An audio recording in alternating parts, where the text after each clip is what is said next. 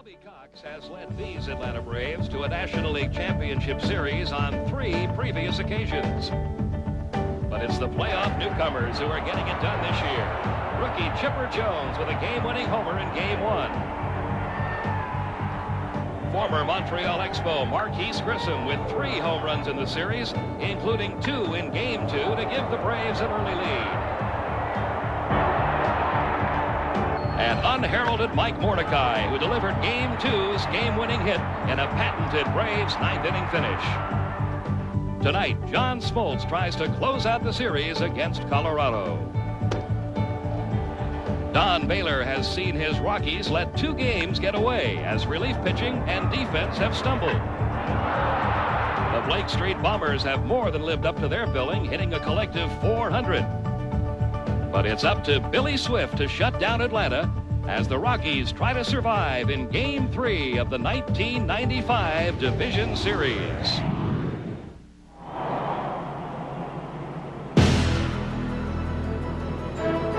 Good evening, everyone, and welcome to Atlanta, where the scene shifts tonight for Game 3 in the Division Series between the Colorado Rockies and the Atlanta Braves. Coming to you tonight from Atlanta Fulton County Stadium, the Braves lead the best-of-5 series 2 games to none. Hi, everybody. I'm Pete Van Wieren, along with Larry Dierker, welcoming you to Atlanta.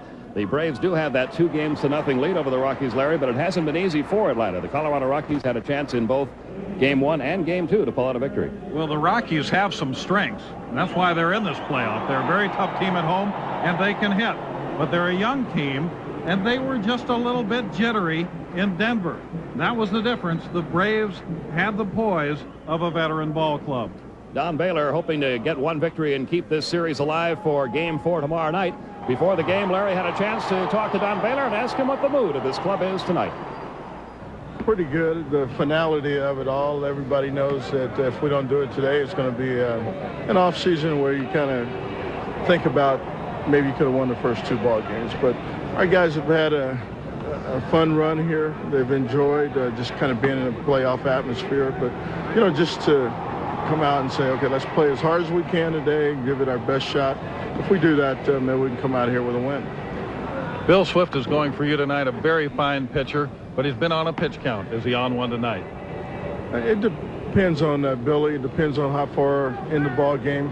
He's a veteran. He tells me when he's had enough, and I kind of look at 70, 80 pitches, and he's a veteran that knows his body, and he knows what he can take. He knows this could be his last game for this year. A very tough assignment for the Colorado Rockies tonight as they'll be going up against John Smoltz, a pitcher who has virtually owned the Rockies during their 3 years of existence, Larry. Pete, he has owned a lot of people. He has got explosive stuff. He's got a fastball that will ride up over your bat. You get ready for that, and you're going to face a breaking ball that'll buckle your knees. The first 2 nights, the Rockies faced guys who had finesse, but tonight they're going to face some real power. That pitching matchup tonight, John Smoltz for Atlanta, opposed by Bill Swift. He'll be pitching with a torn muscle in his shoulder, but he's going to tough it out tonight and hope to give the Colorado Rockies a chance to extend this series to a Game 4 tomorrow night. All the Game 3 action coming your way from Atlanta, but first, let's go to our studios. Here's John Saunders.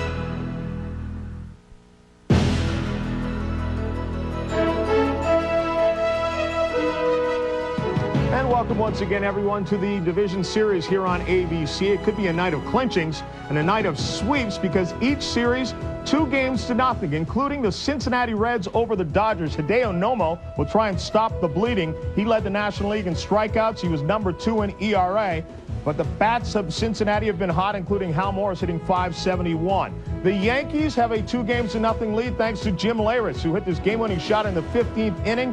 They're up 2-0 on the Mariners. Seattle will turn to Randy Johnson with the season in the balance once again. The Mariners 27-3 when Johnson starts. In Boston, the heart of the Red Sox order has fallen apart. Mo Vaughn and Jose Canseco are combined 0 for 20 against Cleveland pitching, and the Red Sox have lost 12 consecutive postseason games. We'll be here all night long bringing you scores and highlights and the complete picture. Your game is coming up in just a moment after this.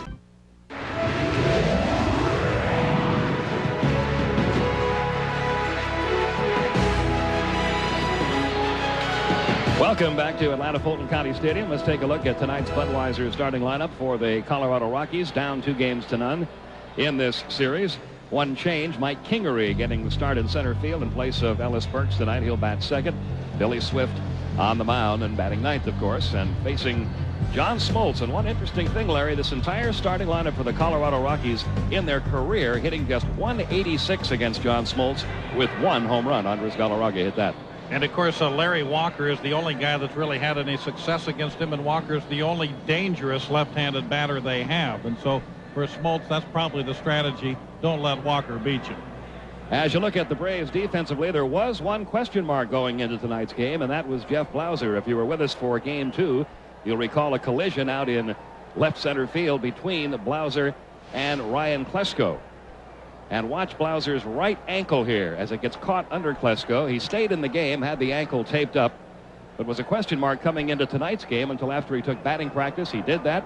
Bobby Cox said he felt fine, so Blauser is in the starting lineup tonight. And here's Eric Young to lead things off.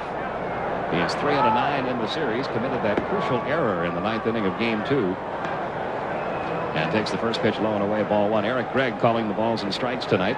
Different umpiring crew here in Game 3 than we had in the first 2. Outside again, the count 2-0. Eric Gregg behind the plate, Frank Pulley at first. Bruce Fremming is at second, Gary Darling at third, and the foul-line umpires are Ed Montague in left and Bob Davidson in right. There's a strike in the count, 2-1. Smoltz 5-0 in his career against Colorado, and he loves pitching in games like this, Larry. Yet he has been so good in the postseason. 5-1 with a 193 earned run average, 4-1 in the LCS, 1-0 in the World Series. I think it brings his stuff up a little bit, up a little too high on that pitch. And so the leadoff walk for Eric Young. And he can run. Yes, he can. He'll be the runner at first for Mike Kingery. Kingery starting tonight, as we mentioned, in place of Ellis Burks, who also got banged up in that Game 2 up in Denver. He had to leave the game with a mild concussion. He also injured his right shoulder a little bit on that diving try. But he is available to pinch hit tonight. Kingery 1 for 3 in the series, a .269 hitter during the regular season. A pretty good all-around ball player, and not a bad choice for this game. He probably does some of the things the number 2 hitter should do better than Burks. Young was on the run as the pitch is fouled off by Kingery in the count 0-1. We're talking about the bunting game, the hitting and running game. Burks will bring more power to the lineup and perhaps a little more speed on the bases, but Kingery is also fast. Checking now with his third base coach. See what Ron Hasse has in store for him here. This is a very aggressive offensive ball club, Colorado. Very aggressive hitters and very aggressive on the base paths as well. Young, who had 35 stolen bases during the regular season. He was caught 12 times. 10 out of 14 base stealers were successful when Smoltz was on the mound this year, but 14 tries is not a lot for a guy that started 29 games. He has a very quick release. Tough to get a good jump on him. There goes the runner. There goes the bunt down to Smoltz. Can he win the race to first? He tags Kingery for the out. Moving all the way around to third is Eric Young. That was a great bunt and one of the most athletic plays you will ever see a pitcher make. All the way from first to third, and a terrific bunt by Mike Kingery. Smoltz realizes here that if he gets this ball, there's going to be no one to flip it to. And he actually brought the ball into the middle of his glove so that he could hold it on the tag. Boy, what a play. So a runner goes all the way from first to third on the bunt. One man out, and Dante Bichette the batter. This is where you need a strikeout, and this is the thing that makes Smoltz so special. Bichette 5 for 8 in the series, but in his career against John Smoltz, he is 0 for 13.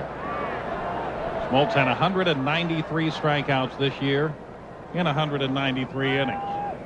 If he was going to pick a spot for one strikeout in this inning, this would be the spot. Working from the stretch with a runner at third.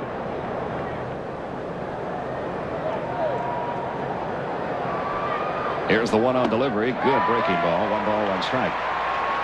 Bichette, 40 home runs on the year, led the National League, also led in RBIs with 128. Struck out 96 times in 579 at bats. I think the Braves feel they can score against Bill Swift. They're playing the infield back here.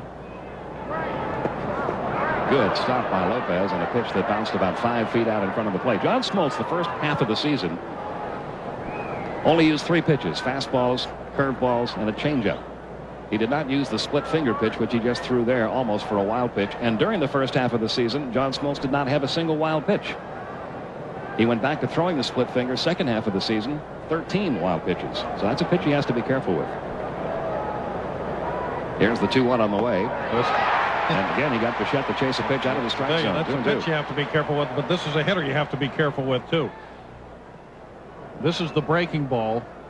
Looks like a strike on the outside corner. Bichette is not at all a patient hitter. He's very aggressive. Only walked 22 times this year, and 5 of those were intentional walks. 2 balls, 2 strikes, runner at third, 1 out. Foul back the breaking ball, still 2-2. That was a pitch to hit. And Smoltz will probably give you more pitches in the hitting zone than Glavine or Maddox. He doesn't have that real fine touch for the corners, but his stuff is so good that he'll get away with a lot of those mistakes. Again, the 2-2 got him to chase a bad pitch and gets the strikeout. That runner still at third now with 2 men out for Larry Walker.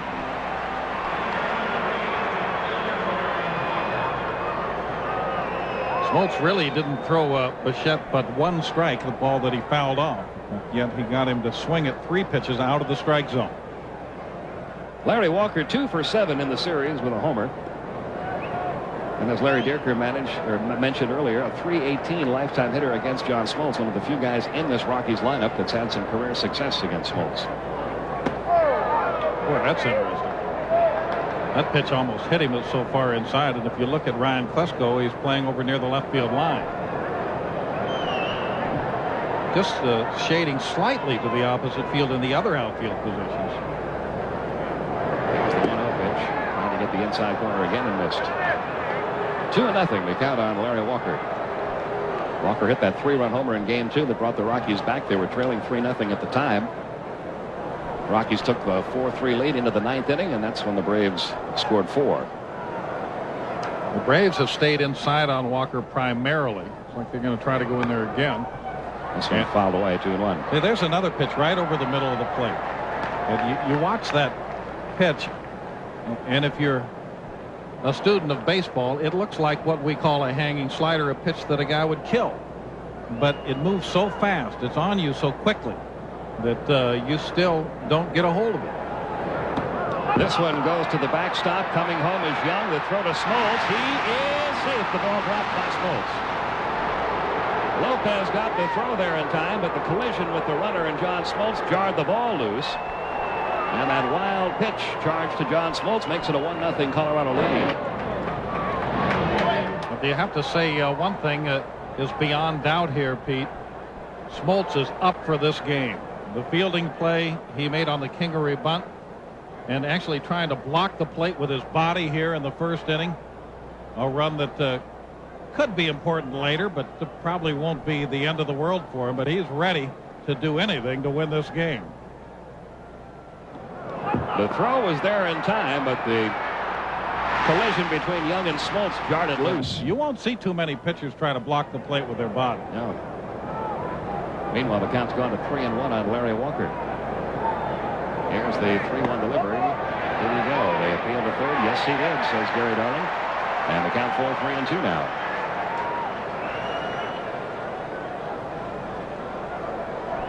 Two men out, 1 run in. Here's the 3-2 on the way. Got it with a breaking ball. Smoltz records a couple of strikeouts, but in between the strikeouts, his wild pitch cost him a run. We go to the bottom half of the first. 1-0 Rockies. Penn State is the reigning Big Ten champ, but Ohio State is ready to rule. The Nittany Lions battle the Buckeyes in Game 1 of an ABC college football doubleheader Saturday. John Smoltz having his knee looked at by Braves trainer Dave Pursley as we go to the bottom half of the first inning. Rockies leading at 1-0. Let's take a look at tonight's Budweiser starting lineup for the Atlanta Braves. And this is the standard lineup that the Braves have pretty much used all season long. Grissom, Lemke, Jones, McGriff, Justice, Klesko, Lopez, Blauser, and Smoltz against right-hander Billy Swift. And you really have to admire this guy, Larry. He's got a torn labrum muscle in his right shoulder, and yet he's out there pitching. He normally will show you a power sinker most of the time and offset that with a slider and changeup. We understand now with the shoulder trouble, you'll see more changeups and fewer sliders. And as we look at the defense playing behind Billy Swift, Walt Weiss keys the middle of that infield. However, the Rockies have made 6 errors in the first 2 games of this series, and the defense is going to have to play a little better. And here's Marquise Grissom to lead off the bottom half of the first inning and taking a strike from Bill Swift. Grissom, 4 for 11 in the series. He has a double. He has 3 home runs. Hit 12 homers during the regular season. Pops this one up, foul territory, first base side. Galarraga coming over near the stands, reaching over the tarp, and could not quite get to it. Nice photo op, though.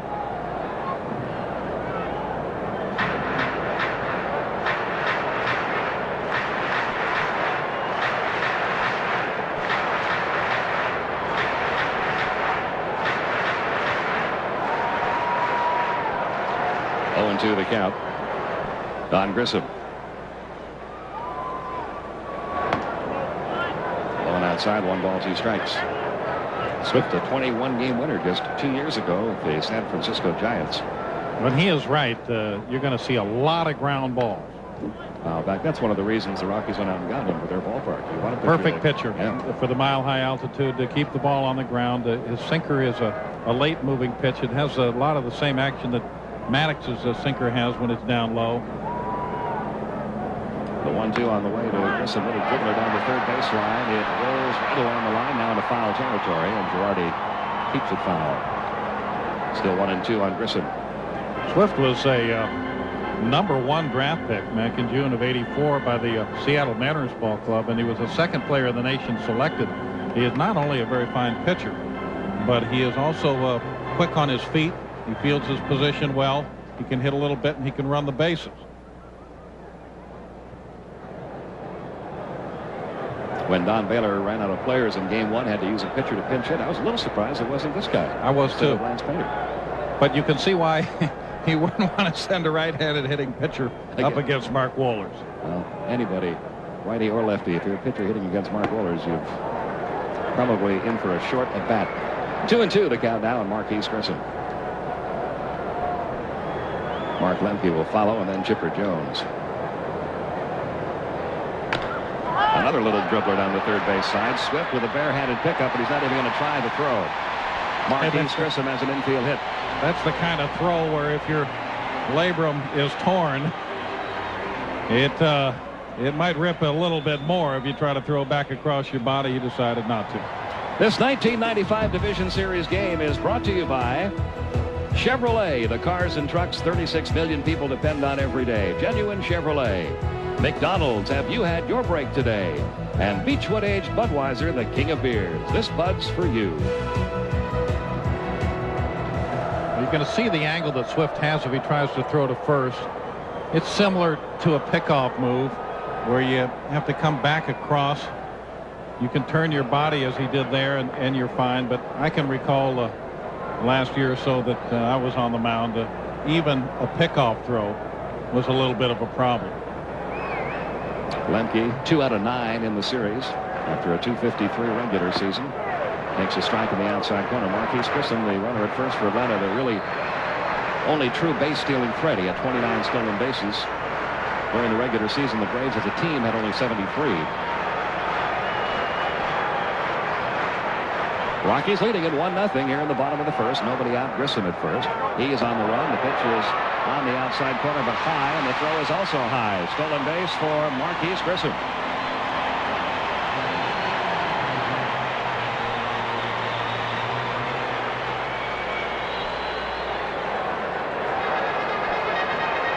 Well, Swift really did not try to rush his delivery to the plate.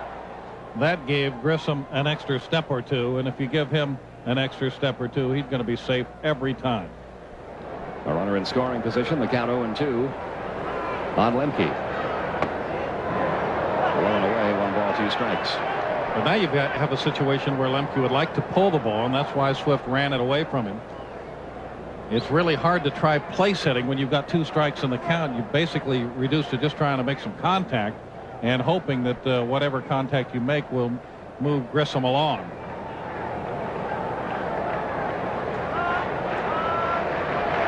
Here's the 1-2 on the way, and a bouncing ball to third. That will not move the runner. Castillo looks the runner back, throws on to first, 1 out. Another good pitch away by Swift. Swift has been around the water. He knows what he's doing up there. If his shoulder will let him, he can pitch a very competitive game against the Braves here. I was a bit surprised at Don Baylor's comment to you that 70 or 80 pitches might be as far as Bill Swift can go tonight. If that's the case, most pitchers get to that level usually by the 6th inning or so, which means that Don would have to get a lot of work out of his bullpen again tonight. The Braves did not hit for high average this year, but they hit with power and they walked a lot. Chipper Jones takes a strike, 0-1. Chipper's had a good series. He is 5 for 10 with a couple of home runs at the game-winning homer in Game 1. The walking a lot could be a problem for Swift, because if they take him to a lot of deep counts, he won't be able to pitch very many innings. That's taken high, and the count 1 ball, 1 strike. If the sinker and slider are working well, but the power aspect might be neutralized. But what he's got to try to hope to do is get ahead in the count and make the batter hit the ball early in the count, so he only uses a few pitches for each out. Here's the 1-1 on the way to Chipper Jones. Fly ball hit out to left field. Dante Bichette to his left. Makes the catch, holding at second. Marquise Grissom, 2 men gone. And that'll bring up Fred McGriff. Other games underway. No score yet in Boston. Cleveland trying to ice that one.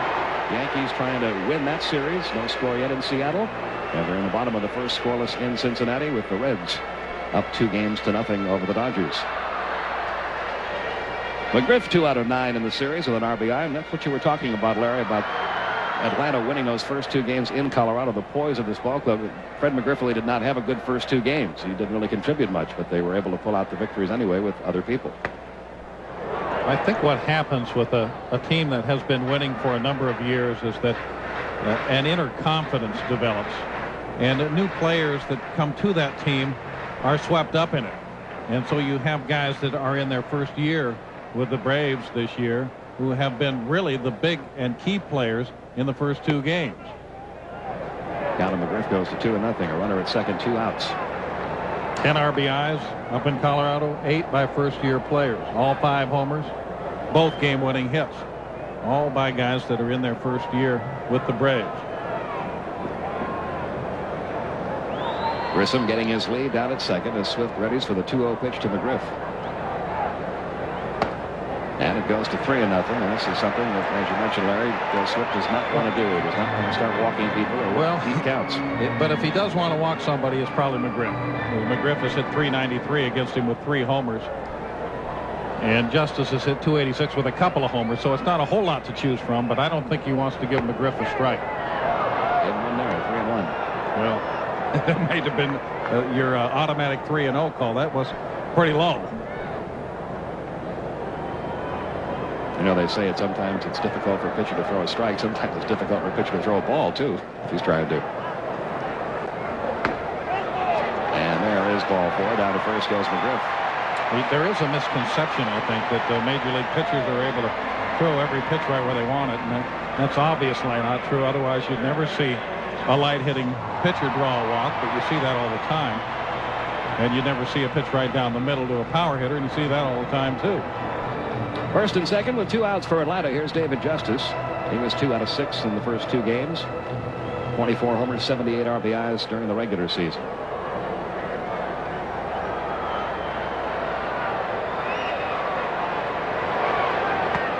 And he takes a strike at the outside corner. 0-1. Pretty exclusive company for a young man.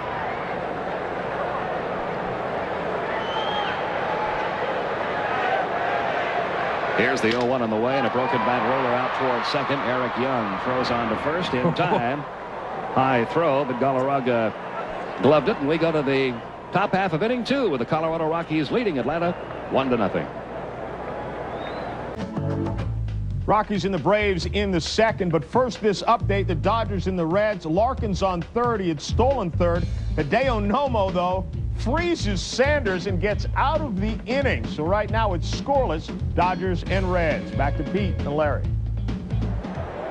Okay, thank you, John. We've got some great pitching matchups tonight. We're going to be keeping an eye on for you all night long. One ball, one strike on Galarraga. You've got Larry, Randy Johnson. Right. You've got some of the guys that had to be used late in the years by the teams that could not set up their rotation. And so some of the better pitchers are pitching tonight. Galarraga takes the pitch high and outside. He's playing with a bad hamstring. Here's a question for you, Pete. Hideo Nomo, you saw that pitch, good fastball low and away to freeze Sanders in a strikeout out of the inning. Is Nomo a rookie? Out to short where Blauser gloves it. On the first in time, Galarraga, as you can see, hardly able to run at all down the first baseline. You know, that's a question that a lot of the writers who were voting in the Rookie of the Year balloting were talking about the last couple of weeks of the season. Is he a pure rookie, or do those 6 years of playing Major League Baseball in Japan disqualify him a little bit? Well, let me put it to you this way, then. Under Major League Baseball rules, he is a rookie. And if John Smoltz went over to Japan, would he qualify for Rookie of the Year there?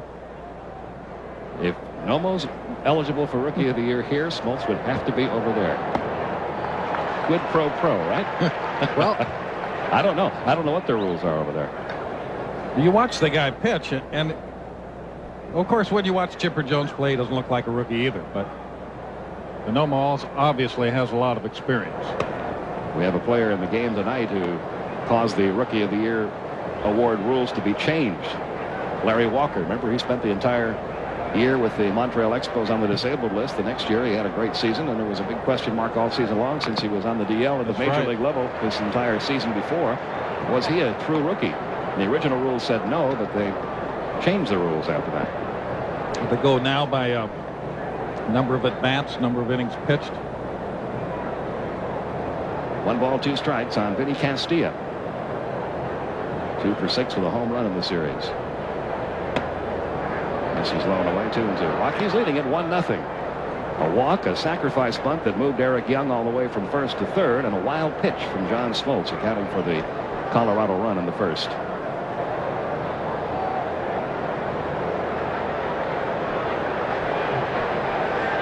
Here's the 2-2, and the breaking ball is fouled off. Still 2-2.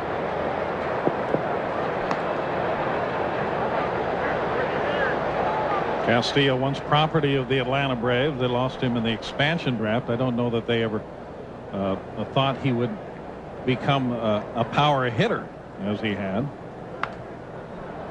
But he was a good prospect. I'm sure they were not happy to lose him. Good prospect with some power, but he's bulked up a little bit since coming over to Colorado. He's much thicker now than he was when he was a member of the Atlanta Braves. Was a shortstop here in the minor leagues, but probably right now fits the third base prototype a little better. He is not the fastest guy around. Another 2-2 pitch on the way to Castilla. And he chased a breaking ball in the dirt. Lopez will have to throw him out, and does. And that is the third strikeout for John Smoltz.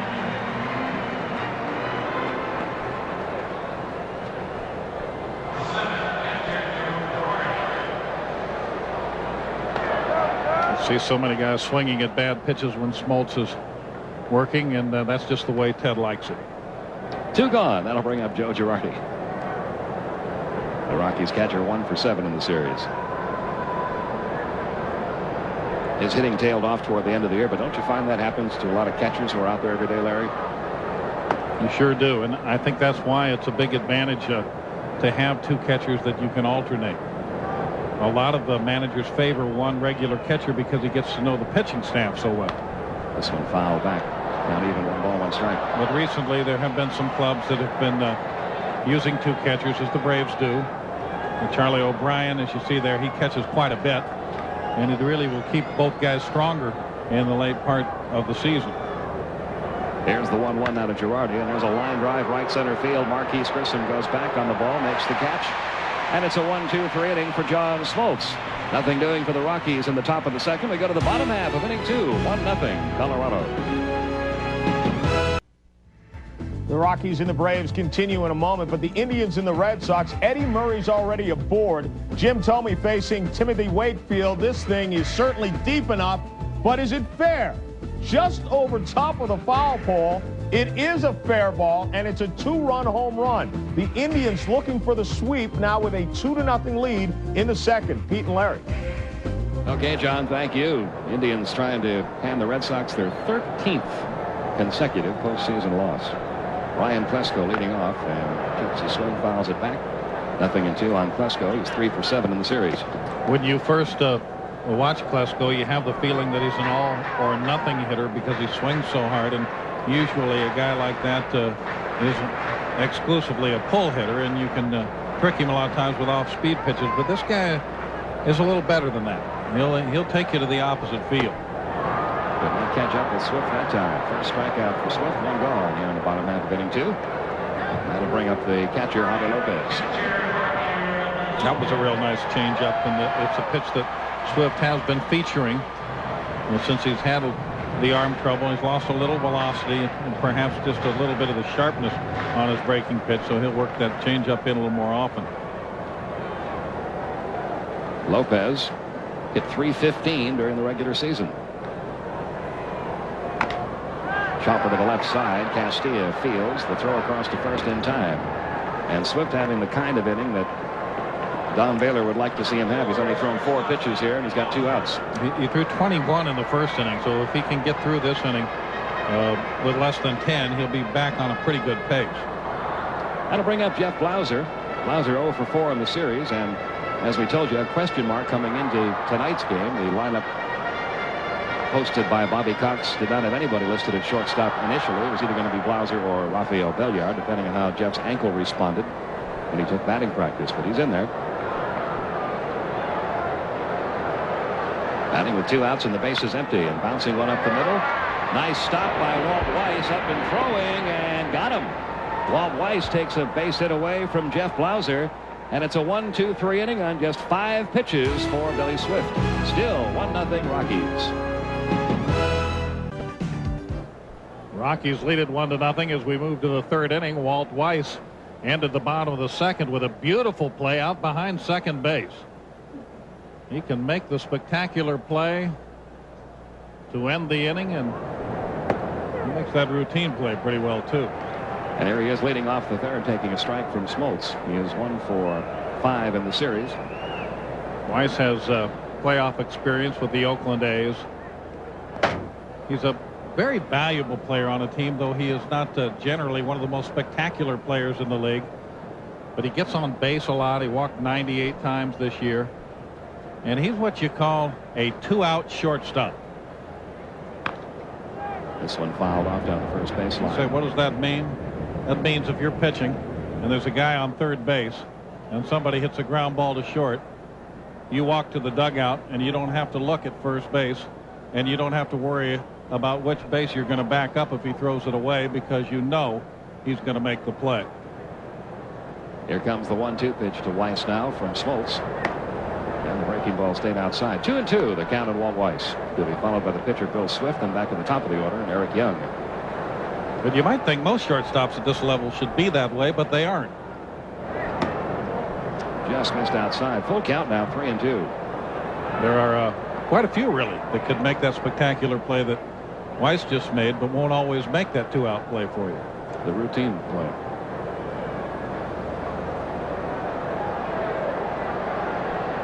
Here's the 3-2 now to Weiss, and he lines this one into right center field. That's in for a base hit. Over quickly, Marquise Grissom. Weiss a big turn at first, but he'll hold on there. The leadoff single. That's the first hit of the game for the Rockies off Smoltz. And it'll bring up the pitcher Bill Swift in a bunt situation. Take a look at the swing, trying to get that pitch away. Got it over the middle of the plate, and Weiss didn't try to do anything special with it. Just punched a line drive out over second base. Swift showing bunt, then pulled back, runner going, thrown out to second by Lopez is late. And how about that for a little strategy?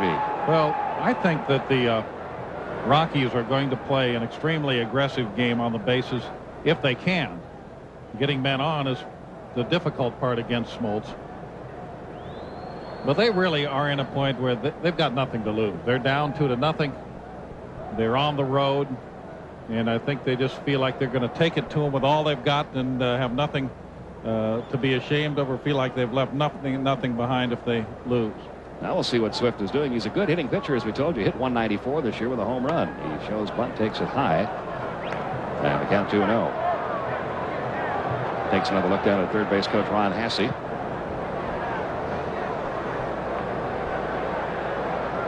Rockies leading at 1-0. We're in the top half of the third. A runner at second with nobody out. There's a strike in the outside corner, 2-1.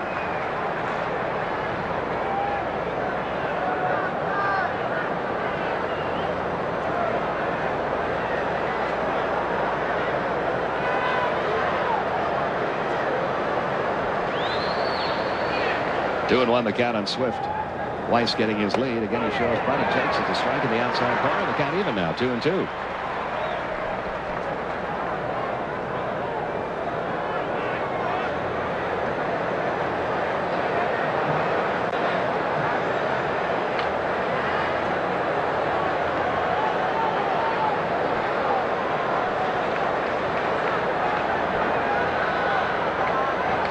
Here's the 2-2 pitch, and he bunts it foul down the third baseline, and that's a strikeout. He tried to bunt for a base hit. Did not square around. Well, the stolen base by Weiss certainly accomplished what a sacrifice ordinarily would have. But the Rockies had a better opportunity if they could have moved Weiss to third base, and were not able to do that. That is the fourth strikeout for John Smoltz.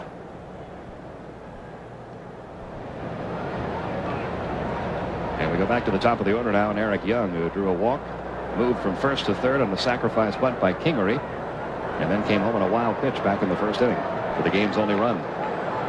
Young came over in the expansion draft from the Dodgers. The Rockies really made a lot of good picks in that expansion draft.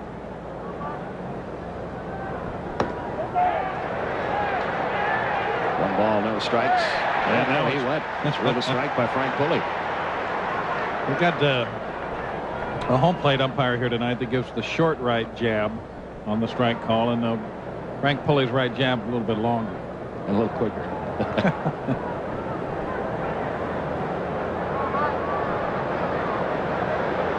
Here's the 0-1, the breaking ball a little bit high, and the count even now. 1 ball, 1 strike.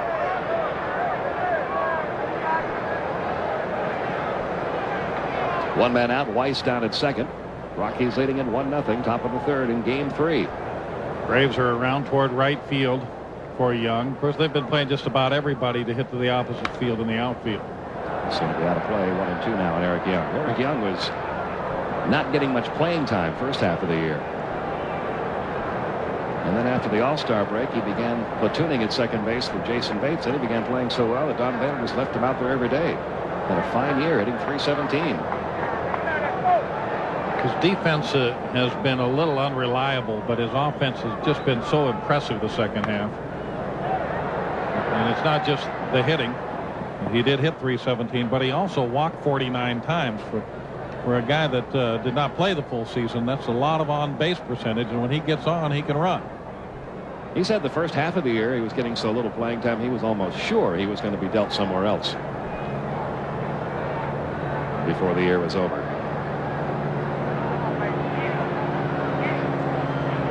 The 1-2 is hit high in the air out to left field, pretty deep, going back. Ryan Klesko is on the warning track. He's at the wall, and he makes the catch against the wall, or did he? No, he did not. It's gone. Home run. That ball had just enough to get over the left field wall. Home run for Eric Young makes it 3-0 Rockies.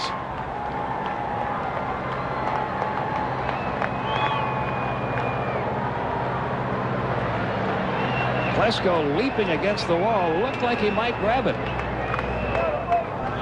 And Ed Montague racing down the line called Young out. And I suppose you still have to produce the evidence. You see the leap by Klesko. Just enough to get over the left field wall and make it 3-0 Colorado. Back into the seats off the bat of Kingery for a strike, 0-1. He had a sacrifice bunt back in the first inning. Here's another look. Watch how close this ball was to being caught. Watch how much it missed the fence by, only by a couple of inches. Baseball is a game of inches, Pete. I've heard that. Here's Here's the 0-1. Popped him up into shallow left center field. Blauser drifting back. Grissom coming on. Blauser is going to stay with it and make the catch. And that's out number 2. 2 gone with 2 runs in. And the Rockies now up 3-0 for Dante Bichette. It was a strikeout victim in the first. Eric Young had 6 home runs during the regular season. I wonder how many of them came to left field.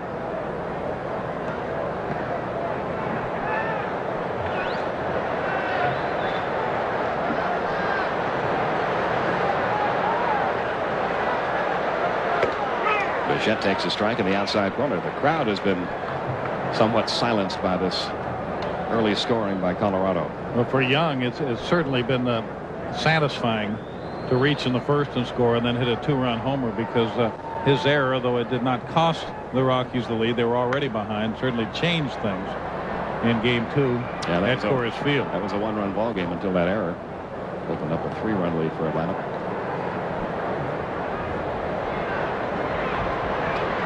Nothing in 2, the count on Dante Bichette.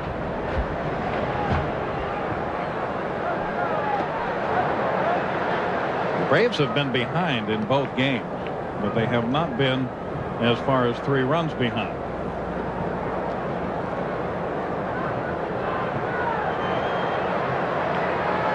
One ball, 2 strikes. This time with a fastball, 2-2. You can remember Bichette's first at bat.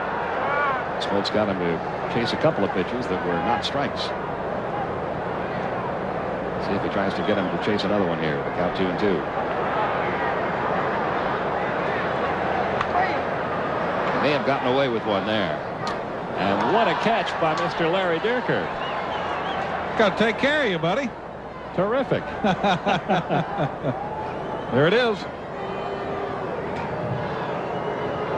That's an outstanding catch. And the count holds 2-2. Bounced up the middle. That's going to get through into center field for a base hit. Dante Bichette with his 6th hit of this series. And the 3rd hit off Smoltz here in the top of the 3rd. And that'll bring pitching coach Leo Mazzoni out with Larry Walker due up.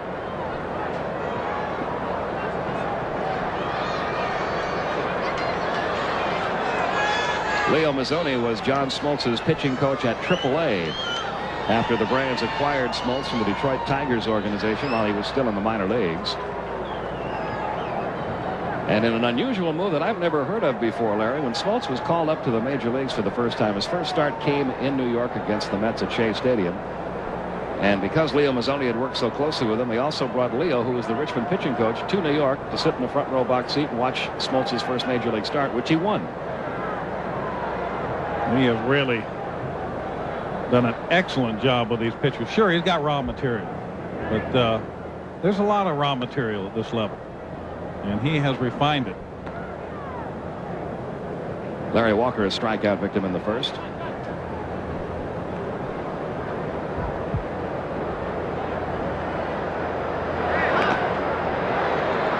Nothing in on the count.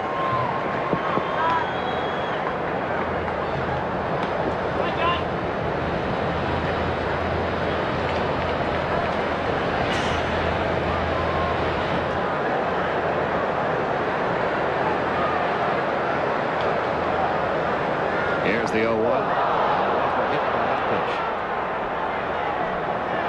And he will go down to first, sending Dante Bichette down to second. And this inning beginning to unravel on John Smoltz. I'm not sure he has had a game in the postseason yet where he's had this much trouble.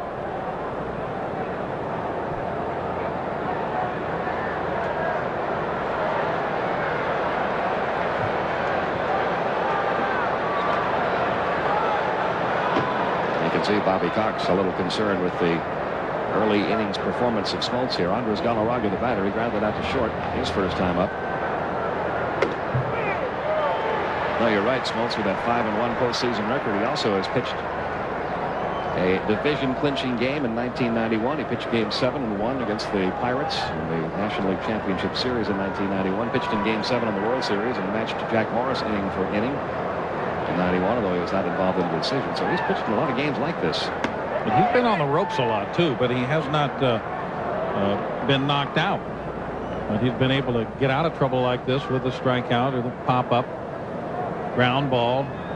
And even though he has been in trouble, he's been able to keep the runs down. Now he's already been touched for 3, and it could be more.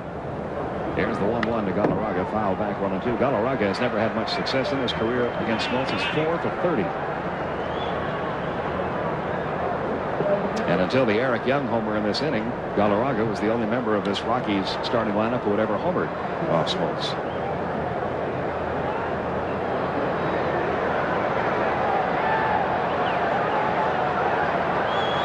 Here's the 1-2. Foul back again, still 1-2.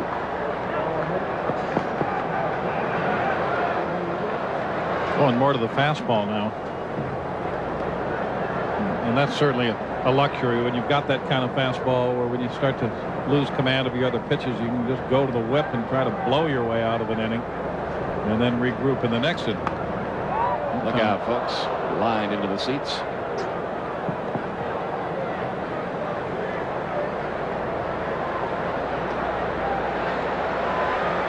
Galarraga had been seeing the fastball away. Now with the breaking ball, it starts in.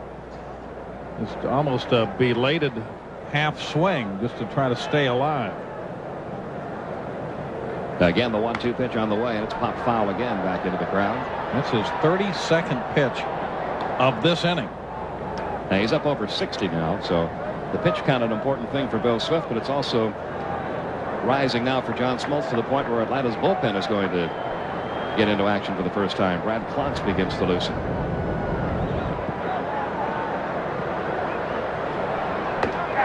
That's all for Galarraga, and that's all for the Rockies in the third. 5 strikeouts for Smoltz, but 2 more Rockies runs are in, and the Eric Young homer. It's 3-0.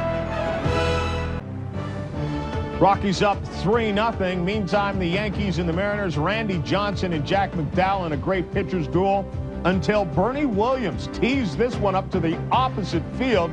He's been on fire since August. This home run gives the Yankees a 1-0 lead.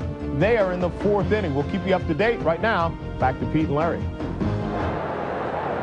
Okay, thank you, John. We've got some scoring in this game as well. 3-0 Colorado on top as we go to the bottom of the 3rd. Bernie Williams has got some serious opposite field power. John Smoltz leading it off here in the bottom of the 3rd. Had a 107 batting average during the regular season. It's this one back up the middle. Second baseman Eric Young near the bag. Throws on the first in time. And John Smoltz did not run. And here's from the crowd about it. That's unlike him. The unusual thing about that is that he made those plays in the first inning, coming off the mound and diving for a tag play at first and then blocking the plate with his body on a wild pitch. Could be that knee is bothering him a little more than we realize. Maybe he just realizes as well that he is thrown over 60 pitches now and wants to conserve some energy on a ball he would have been out on anyway. Marquise Grissom takes a strike. He had a base hit in the first inning. I think he's feeling a few bumblebees in those hands too after that ground ball off his fists. The 0-1 pitch to Grissom is fouled off at the plate, and the count 0-2. Let's take another look here at the ground ball off the bat of Smoltz. The ball runs in on him and jams him. He tried to bring his hands in to get the head of the bat on it, but he was not successful. Yeah, he's hurting there, you can tell. Felt that one all the way up to his shoulders. Up high to Grissom, 1 ball, 2 strikes.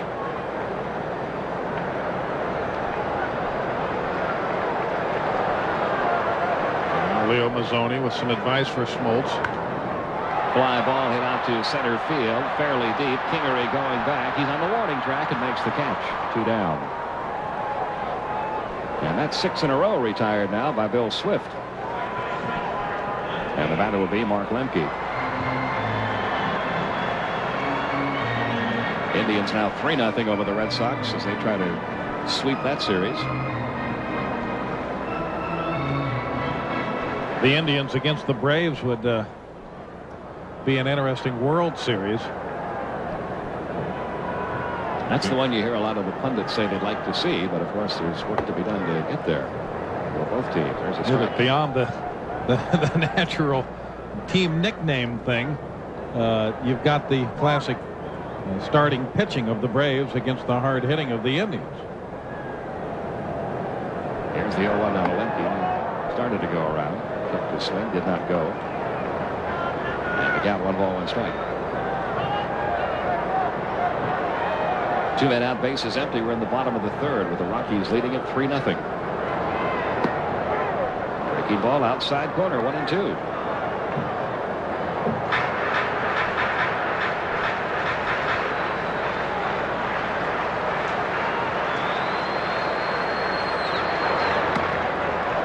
And that was slowing away, 2-2. Well, do you think Bill Swift has treated all of his brothers and sisters to tickets to this ball game? Well, if he has, he's going to have to find work this winter. He's got 15 of them. Bouncing ball out toward short. Walt Weiss charges, fields, throws, and gets him a 1-2-3 inning. And at the end of 3 complete here in Game 3, it's the Colorado Rockies trying to stay alive, leading 3-0. Rockies still lead 3-0. Meantime, Tim Wakefield of the Red Sox struggling with his control. With 2 out, he walked Bell, Murray, and then Tomei, and that one walks in Baerga, who had singled. So the Indians' lead is now 3-0 in the 3rd. Back to Pete and Larry.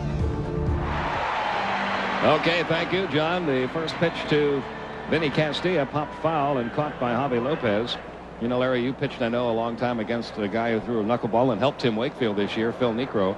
And he or Wakefield or anybody that throws that knuckleball will tell you there are some nights when you don't know where it, well, most nights you don't know where it's going, but you can have those nights when you just can't throw a strike with it. That's what really makes Phil Necro's career so remarkable, because there weren't that many of them. Most of the time he could get it in there. Girardi lines one, caught by Chipper Jones, who has had a great series both offensively and defensively.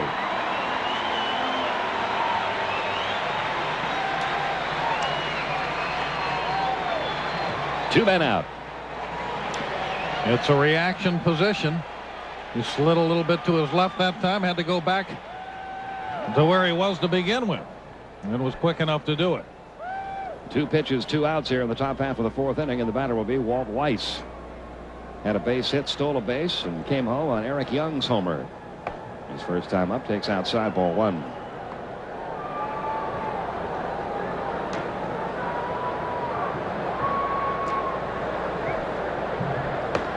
Inside corner, 1 ball, 1 strike. Key inning here for John Smoltz.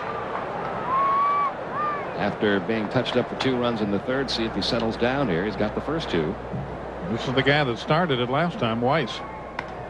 And a little chopper to the right side. Very easy inning for Smoltz as Lemke throws on to McGriff. And on just 5 pitches, he has a 1-2-3 inning. We go to the bottom half of the 4th inning. Colorado still leads it 3-0. We go to the bottom half of the 4th inning. Colorado on top 3-0 in Game 3. Chipper Jones, Fred McGriff, and David Justice due up here in the bottom half of the 4th inning. Chipper Jones flat out to left, his first time up. Notice the way Chipper Jones is wearing his socks. That began, old style. That began when one of his real buddies on this team, Steve Bedrosian, and there's Bedrock in the crowd tonight, retired from the pitching staff of the Atlanta Braves. He used to always wear his socks like that. And the day after Steve Bedrosian retired, Chipper Jones began wearing his as a tribute to his former teammate. Didn't seem to affect his play much, did it? Did not. Here's the 2-0 pitch. Bouncing ball off to the right. That took a little skip off the mound, helping Eric Young. His throw to first, a little bit high and wide, but Galarraga able to make the grab, 1 down. This 1995 Division Series game is brought to you by Smooth Bush Beer, an easy drinking Bush Light. Texaco Haviland Formula 3 Motor Oil. Add more life to your car. Take it to the star. And Buick and your local Buick dealers. Remember, Buick, the new symbol for quality in America. 1 out. Here's Fred McGriff, who walked in the 1st inning. That's the last man to reach base off Billy Swift.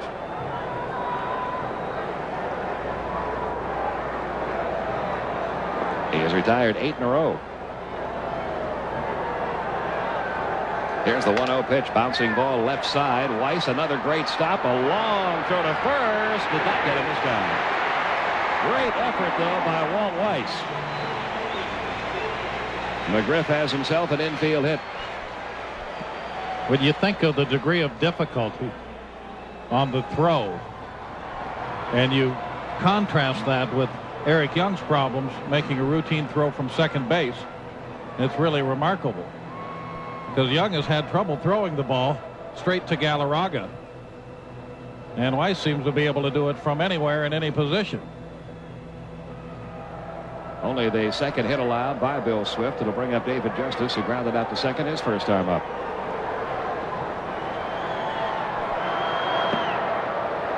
One ball, no strikes on Justice.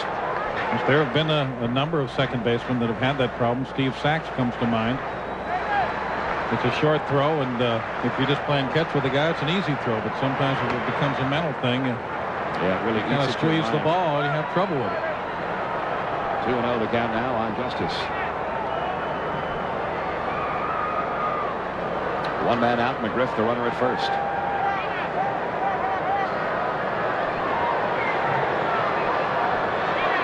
Here's the 2-0 on the way, and it's up high, and the count on Justice now goes to 3-0. And now with an update on one of our other games, once again, here's John Saunders. Guys, a wild play in the Dodgers-Reds game. Mike Piazza at the plate laces this one out to left field. Now watch Ron Gant chasing after it, having trouble picking the ball up. So Chad Fonville's coming around third, going in to score. The throw comes in. He is in there except for one thing. Joe West not making the call. You didn't touch the plate, Fonville. The tag applied by Santiago, and it remains scoreless in the third inning. Pete and Larry. Okay, John, thank you. We've got runners at first and second with one man out after the walk to David Justice. And Ryan Klesko will be the batter. That's the second walk issued by Swift. Klesko, a strikeout victim, his first time up. The Dodgers have been playing like the inexperienced, the jittery team, a lot like the Rockies played in the games up at Denver.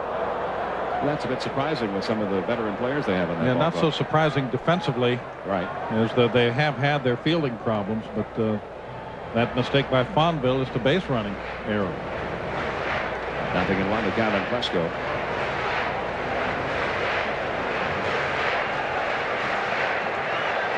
One man out. Justice the runner at first. McGriff down at second.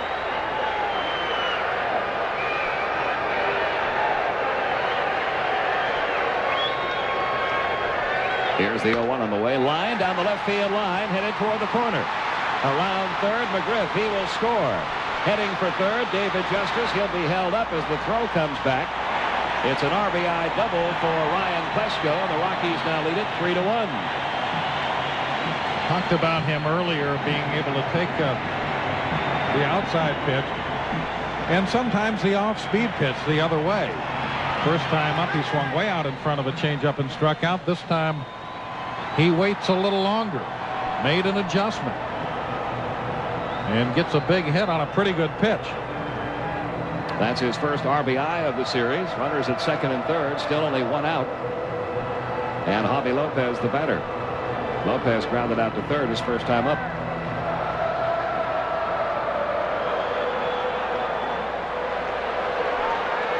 Are you surprised to play the infield in? A little bit. I am. First pitch low and away, ball one. Lopez, another hitter who learned this year to go the other way. And if Billy Swift continues to pitch him away, don't be surprised to see Lopez shoot one into right or right center field. It has been said that if you play the infield in, it'll make a 250 hitter a 350 hitter. And of course, Lopez is better than that. Into right center.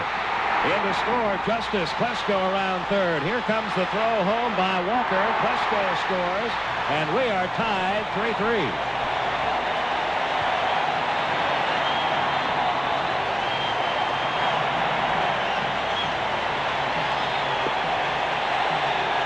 Well, you just saw something from two young hitters that sometimes young hitters never seem to learn, to go the other way. We've talked a lot about Leo Mazzoni, perhaps not enough about Clarence Jones. These young guys seem to know how to hit, and he's the guy that coaches them. Second and third RBIs of the series for Javi Lopez. We are tied 3-3. Larry Bernard, the Rockies pitching coach, out to the mound for a brief meeting with Bill Swift. I think Young would have been able to make that play if he hadn't been playing in. Possibly. Maybe. Possibly. It was up the middle a little bit, and depending on where he stationed himself, he may have been able to make that play. What happens when you bring that infield in is that a sharply hit ball gives the infielder almost no time to react. Right. Hit right to him, of course, then the strategy works out, and on a slowly hit ball, it really works well because the runner can't score where he would have on a ground ball. But you take the chance of the big inning, and now the Braves have something cooking. Jeff Blauser grounded out to short his first time up. Low and outside, ball one. One of the things that the two-run single by Javi Lopez did was change Bobby Cox's mind, trying to get some runs on the board here. He had Brad Klontz warming up in the bullpen and was going to pinch hit for Smoltz, but now the bullpen quiet. Smoltz has moved out on deck now that the Braves have tied the score. 1-0 pitch has popped up, foul territory. Into the seats, 1 ball, 1 strike. And we're going to get some bullpen activity. Mark Thompson, it appears, will begin to throw. Oh, really? Well, he's going to sit down now and put his jacket on, and Steve Reed will get up. Bobby Cox seems to be a little bit more patient than Don Baylor. Baylor likes to try to make things happen. Cox will wait for things to happen. And there's no right way or wrong way. It's basically a matter of style. 1 ball, 1 strike on Blauser.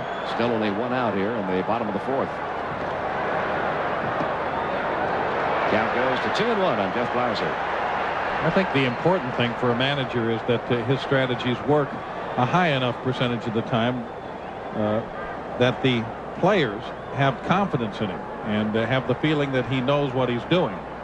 And I think that would be true of both of these skippers. Hit foul off to the left, 2-2 now on Jeff Blauser.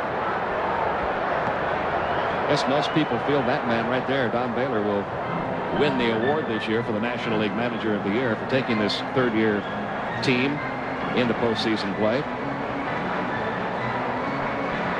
He has great leadership qualities, though he does like to play an aggressive game. He does not appear to be the hyperactive, nervous sort in the dugout. He inspires confidence by his demeanor. 2 balls, 2 strikes on Blauser. Lopez, the runner at first. Foul back off the screen, still 2-2.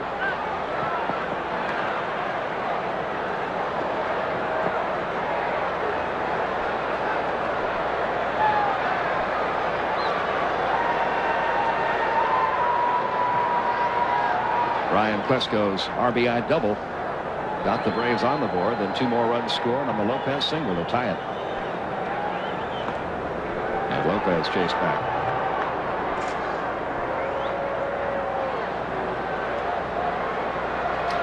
Another case of a young player in his first playoff coming up with a big hit. And the count full now on Blauser, 3-2.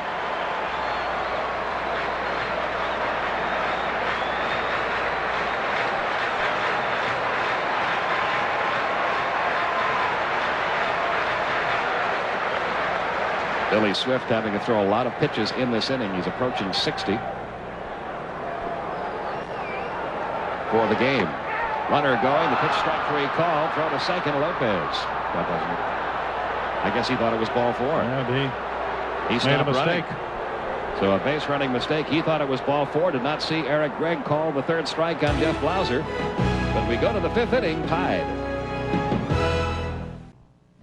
Back to the Rockies and the Braves in a moment, but the Dodgers and the Reds in the 3rd. Watch Larkin take off like he's going to go to second, but he eventually gets there anyway because Ron Gant just laces this Nomo pitch out for a 2-run home run, and the Reds take a 2-0 lead in the 4th. The Yankees, meantime, had a 1-0 lead in the 5th, but Tino Martinez with a runner aboard off Blackjack McDowell to center field. The 2-run home run puts the Mariners on top in this one, and they lead it now in the 5th inning, 2-1. Pete and Larry. Okay, thank you, John. Rafael Belliard has checked into the game here in Atlanta, replacing Jeff Blauser at short. Blauser, remember, was questionable before tonight's game because of an ailing ankle. But I'm not so sure it's the ankle that got him out of the lineup this time. Watch this. Right off the top of his left foot. And after conferring with Bobby Cox, he came out of the game. Eric Young, first pitch swinging fly ball right field toward the line. Justice there, makes the catch. 2 pitches, 2 outs. And John Smoltz has now retired 6 in a row. He's beginning to settle down. Young had a 2-run homer back in the third. Things were looking rosy for the Rockies then. They had opened up a 3-0 lead. The Braves have bounced back to tie it. And the batter will be Mike Kingery, a sacrifice bunt and a pop out to short for Kingery tonight.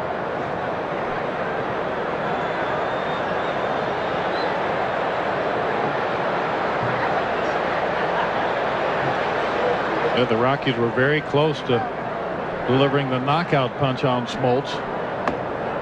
That would have been in their 2-run third. You talked earlier about Bobby Cox being a very patient manager. He's very patient, particularly with his starting pitching. Of course, when you have the caliber arms he's got, you can afford to be. But you won't see him panic in a situation like that too often. With Maddox and Glavine, they have such excellent control. If they do have a lapse and give up a couple of runs, it's generally because they've lost command of the strike zone, and usually they'll get it back. 2-0. That's a strike in the count, 2-1. With Smoltz, he's got such great stuff. If he even finds the strike zone at all, not even the corners, but just the strike zone, chances are he'll get himself back in the game. At the knees, and the count even 2-2 on Kingery.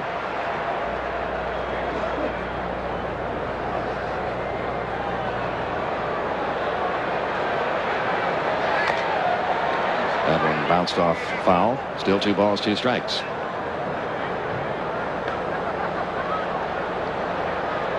If we do go to a game 4, Bobby Cox is going with a 3-man rotation. In this best-of-5 series, he would come back with Greg Maddux tomorrow night. Brett Saberhagen will get the start for the Colorado Rockies.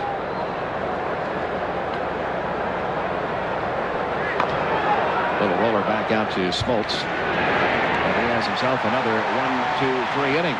We go to the bottom half of inning 5, all tied, 3-3.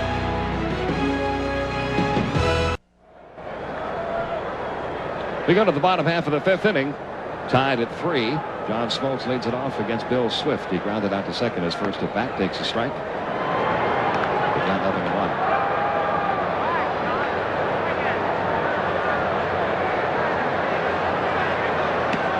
Blown away, 1 ball, 1 strike. This could be a key inning for Bill Swift. He was at 58 pitches after 4 innings. You heard Don Baylor prior to the game say 70 or 80 pitches is usually the mark that Swift will let him know how he's feeling if he can continue. A little fly ball foul off to the right. And count 1-2. You see his arm position. His release point is up a little over his sidearm, but I think when he is sound, his release point will be even a little higher than that, and it will give him a better angle on his breaking pitch and more sinking action on his fastball. He's still got good movement, but it's a little flat. 2-2 the count. He will undergo surgery on that right shoulder when the season is over.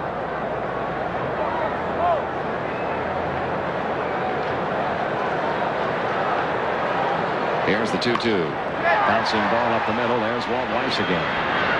On the first in time.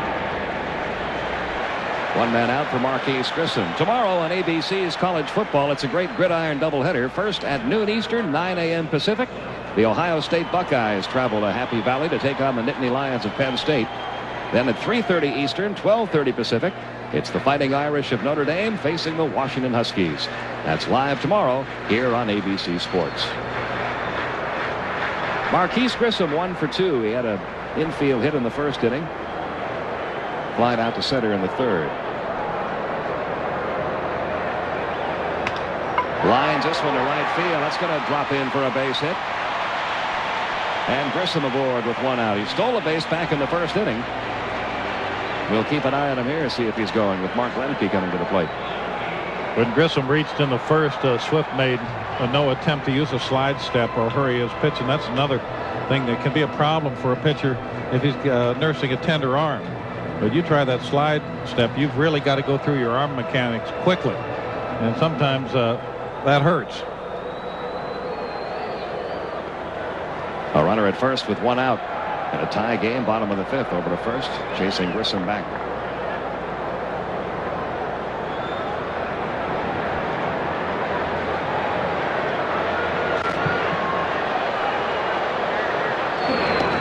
Again to first. Again Marquise back safely.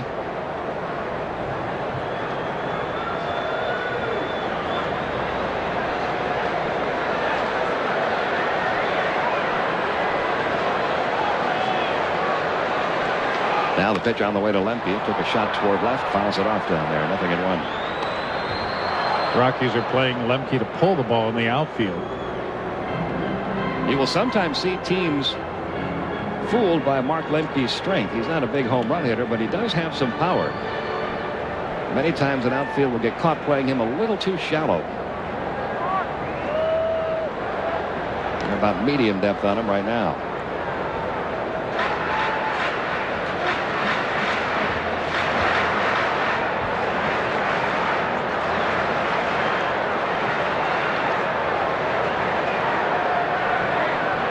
Again to first. Again Grissom back safely. Tie game 3-3. Lemke is certainly not among the marquee players for the Braves, but he's a good solid player, particularly good defensively, and he was hot with the bat late in the season. Hit in the number 8 spot for about the first half, or maybe a little more than the first half of the year. Then when Jeff Blauser went down with an injury, they moved him into the number 2 spot on the order, and that's when the batting average started going upward. He was only hitting about 218. Finished the year 253. 2-1 the count now on Lemke. Sometimes a hitter who has some patience has a lot of trouble hitting 8th because the pitchers work around you, whereas if you hit 2nd and you really feel like you're contributing a lot by walking, you'll be a little bit more patient and have a little more success. Here's the 2-1 delivery. Grounded foul down the right side. It could be very frustrating to hit 8th in the lineup. A lot of guys who are pretty good hitters have trouble doing it. Of course, if you're a good enough hitter, you never are asked to do that. But there's a number 8 hitter who has handled that assignment very well. Extremely well. And the first again, Grissom back. Who was it? Steve Yeager went over to Seattle, and Dick Williams is the manager. And they had him listed number 8 in the batting order one day, and he went to Dick Williams after the game and said, "I really don't like hitting 8th." The next day he was hitting 9th. Fouled off at the plate. Still 2-2. One thing that will help the number 8 hitter to see more pitches is a good leadoff man. If you have a leadoff man that is very fast, but that doesn't walk very often and doesn't have much power, say a Otis Nixon type maybe, the pitcher's not afraid of him knocking in a run, so he'll pitch around the 8 hitter and the pitcher sometimes, not pitch around the pitcher, but basically not fear the leadoff man. So you're looking at a lot of different ways down the lineup to get out of trouble. But if you've got somebody like Marquise Grissom or Pete Rose or somebody that's got some pop hitting leadoff, that'll affect your thinking on the number 8 hitter. Still 2-2 on Lemke. A lot of throws to first, trying to keep Marquise Grissom at bay.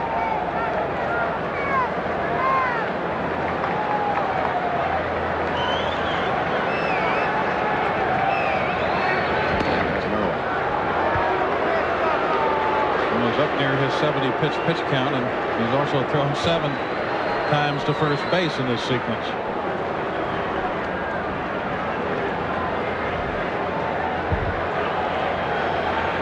Here's the 2-2, and it misses outside, and the count full on Lemke now, 3-2. No activity in the Rockies bullpen.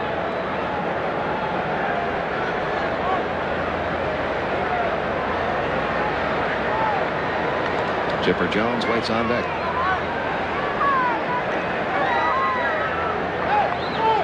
Runner going on the 3-2, and it's fouled off. Still 3-2 on Mark Lemke. He did not have a good jump on that pitch.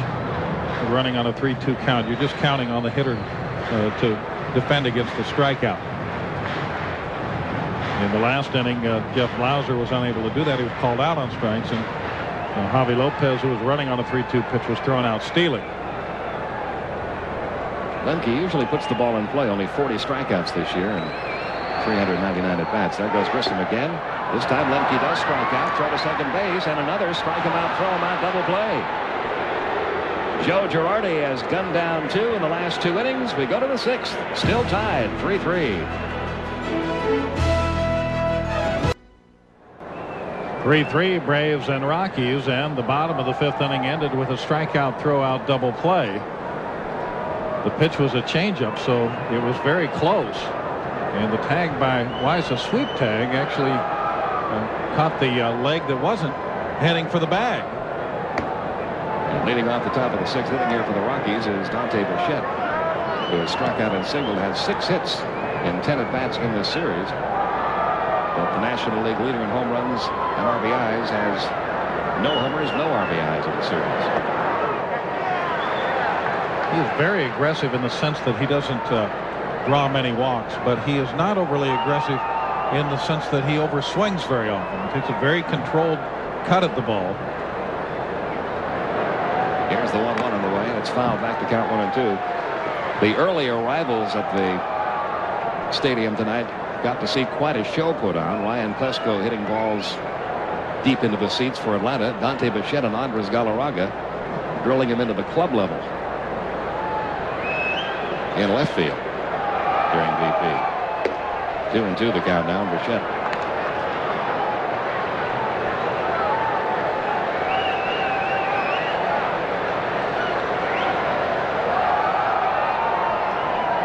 Getting better every year with the Rockies, and everybody wondering if that's where he'll play next year. Into left field. That's going to drop for a base hit. And he has his 7th hit of this series. A leadoff single to start the 6th inning. And that'll bring up cleanup hitter Larry Walker. And as he steps in, let's go to John Saunders for another Division Series update. John. Bichette finally solving Smoltz. Meantime, the Dodgers and the Reds. Raul Mondesi against David Wells. Just a little blooper. It gets out there as Karros trots in. And 2-1, the Dodgers getting back. But in the next half inning, Nomo facing Brett Boone.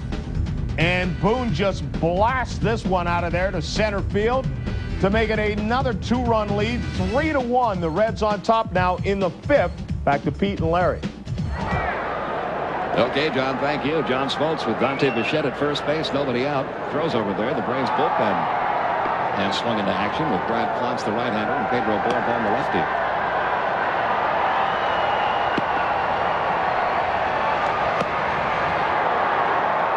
One ball, no strikes on Larry Walker. Grounded slowly fouled on the first base side. The count on Walker 1-1. Bichette 2 for 3 in the game after that base hit to lead off the inning. He had gone 0 for his first 14 in his career against John Smoltz before those singles in the 3rd inning and in the 6th inning.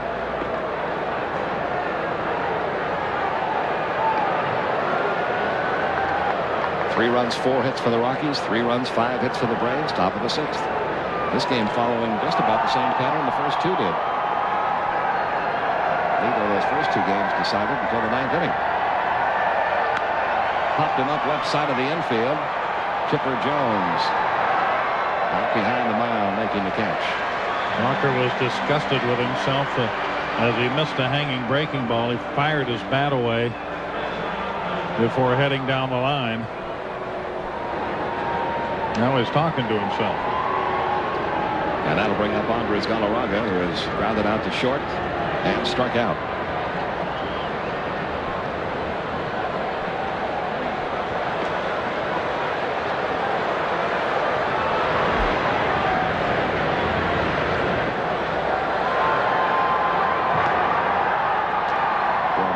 Safely is Bichette. You remember the first year Andres Galarraga played with the Montreal Expos back in 1986? Yes, I do. He got off to such a slow start. They thought he was going to be their first baseman for a long, long time, but he got off to such a horrible start his very first month, striking out a lot, hitting under 200, that the Expos went out and acquired Jason Thompson and put him in at first base. And were thinking about sending Galarraga down, and all of a sudden, the hits began to fall for Galarraga. And he's been a certified star ever since. The 0-1. Faced a bad pitch there, 0-2. His last year in Montreal, he tapered off quite a bit. And they let him go to St. Louis. And he did not perform all that well for the Cardinals, but his batting coach was Don Baylor. And Baylor believed in him, thought he would get it back, and brought him over to Colorado. And he has really flourished with the Rockies. He's so strong. Here's the 0-2. Breaking ball got him. Smoltz strikes out Galarraga for the second time tonight. That's a half dozen strikeouts in the game for John Smoltz. 2 outs in the inning. That breaking ball again, it was up a little bit, not really exactly where you would like to throw it, but still good enough to get by him.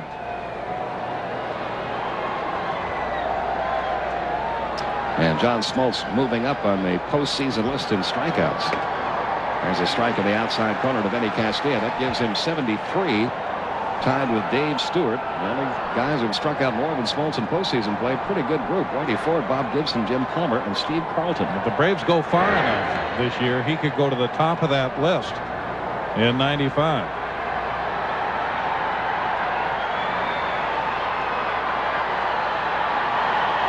Vinny Castilla has struck out and fouled out. This one hit high and deep to left center field. Klesko going back, Grissom going back to the wall, and that one's gone. 2-run homer for Vinny Castilla, giving the Colorado Rockies a 5-3 lead.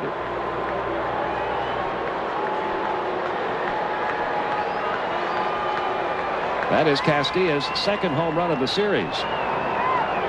And for the folks back in the Colorado area who were disappointed in their team's performance in the first 2 games, you see very clearly that this team is not going to give up, and that this team does have quite a bit of talent, as they have just knocked John Smoltz out of the game.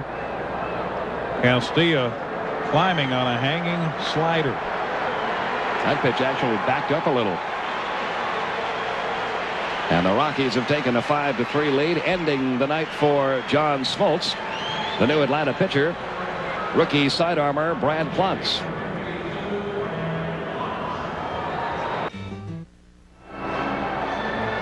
You take a look at that pitching line tonight for John Smoltz, and in 11 postseason games, that is the most runs he had ever allowed.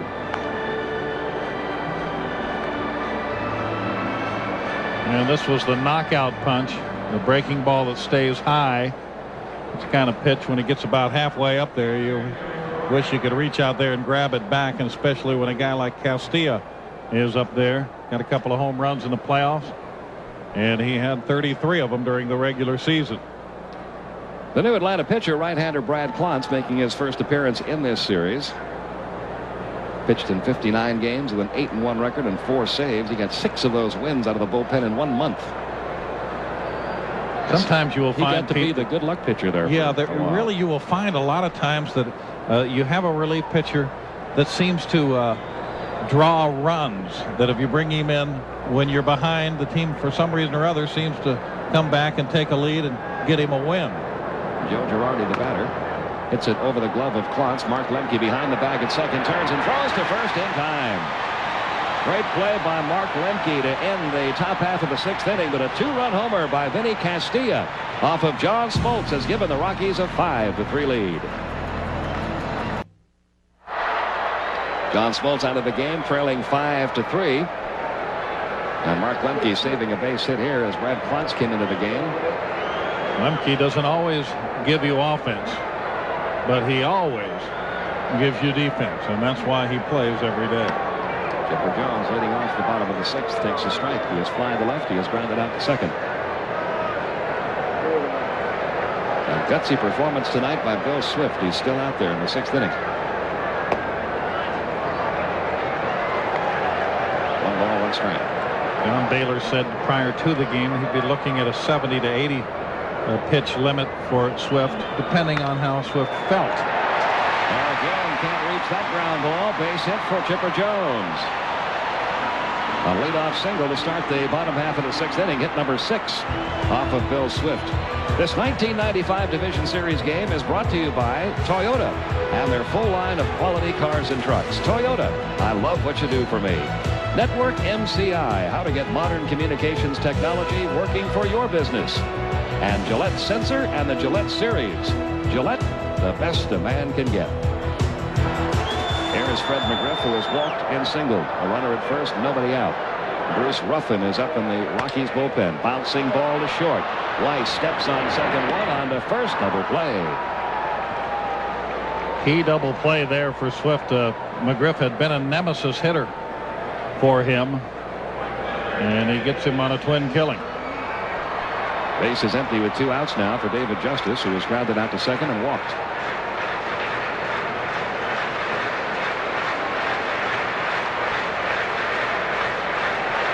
This is not an unusual performance for the Atlanta Braves, and I'll tell you what I mean by that. The Braves all season long had a better road record than home record, just a couple of games better.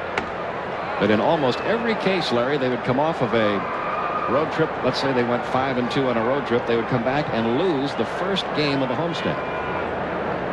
It happened to them over and over and over again, to the point where Bobby Cox was throwing his hands up in the air saying, I just can't figure out why we can't come home and win that first game. Probably wondering what those guys were doing when they got home. 2-0, the count on Justice. Ground ball right side, right at Young. And that is it for the Atlanta Braves in the bottom half of the 6th. We'll return with the 1995 Division Series, the Colorado Rockies and the Atlanta Braves, after this from our ABC stations. Rockies lead 5-3 in the 7th. The Yankees and the Mariners 2-1 Seattle. The bases are loaded, though, for Don Mattingly. But Randy Johnson just too tough. Strikes him out for the 3rd time in the game, only the 6th time that's ever happened in Mattingly's career. 2-1, the Mariners lead the Yankees. Elsewhere, the Indians and the Red Sox 3-0. Charles Nagy has the lead, but Mike McFarland out to center field. Kenny Lofton with a nice catch. Slips. The run's going to score anyway. Jefferson trots in. That was with the bases loaded. They get out of the inning, though, with just 1 run. 3-1 in the 6th. Pete and Larry. Okay, thank you, John. Randy Johnson pitching on 3 days rest after winning that game that got the Mariners into postseason play on Monday. The 2-1 pitch to Walt Weiss is striking the outside corner, and the count 2-2. Weiss has singled and grounded out to second. 5-3, Rockies leading it, top half of inning 7.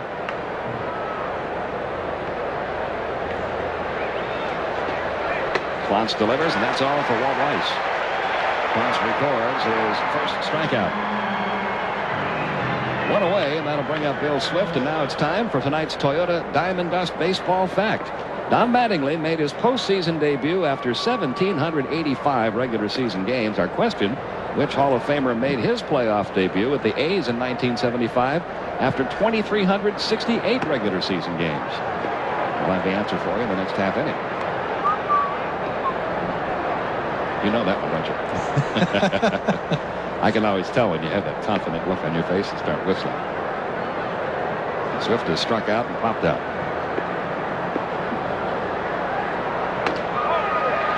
Down 0-2.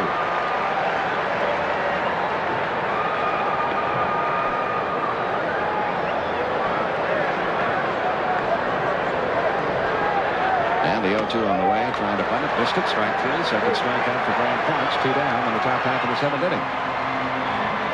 And that'll bring up Eric Young, who back in the 3rd inning with a runner aboard and a count of 1 ball, 2 strikes, facing John Smoltz. Launched this pitch.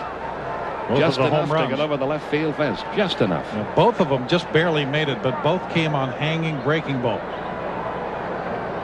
Young also walked and scored in the 1st. They say that a hanging slider will travel farther than any other pitch, and I'm not sure that's true. But I think it will travel far more often. 1 ball, no strikes. 2 outs in the top of the 7th.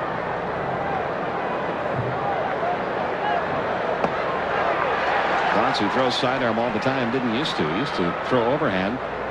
When he was in high school, he was having great success, and every once in a while when he got 2 strikes on a hitter, he would drop down and throw sidearm. Continued to do that in college, and his coach suggested, why don't you throw that way all the time? Some of your best pitches are made when you throw that way. So he became a full-time sidearm pitcher. The ball will move a little differently, but I think more than anything, what it does to a hitter is it forces him to look in a different area for the release point. You're used to seeing the ball released a lot higher from the ground than you will see it from Clontz or any other sidearm submarine type pitcher. And it's just a little different perspective. Off the end of the bat, 1-2. Unlike a lot of sidearmers like Dan Quisenberry and Kent DeColby, who threw that sinker, Smoltz has pretty good velocity on his fastball. He throws a breaking ball that actually at times looks like it's breaking up on a hitter. It should. It's like a softball pitcher's breaking pitch. Here's the 1-2. Little tap right back to the pitcher. And Smoltz has a 1-2-3, top half of the 7th inning. We got a 7th inning stretch here in Atlanta with the Rockies leading the Braves 5-3. Rockies lead at 5-3 this week. ABC's NFL Monday Night Football travels to Arrowhead Stadium for a key AFC West matchup. The San Diego Chargers take on Steve Bono and the Kansas City Chiefs. That's Monday at 9 Eastern, 6 Pacific here on ABC Sports. Ryan Klesko leading off the bottom of the 7th. Nothing to run the count. He has struck out and he has doubled. His double drove in a run back in the 4th inning. This one rocketed down the right field line, foul. And the count 0-2. Couple of off-speed pitches. He hit them both hard. He hit them both foul. That's 80 pitches now for Billy Swift tonight. Ground ball up the middle, base hit for Ryan Klesko. His second hit of the night. And Atlanta has its leadoff man on in the bottom half of the 7th inning.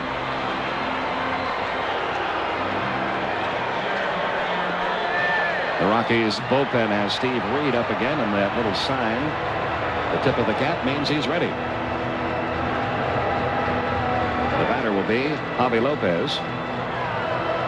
Grounded out to third in the 2nd inning, singled in 2 runs in the 4th.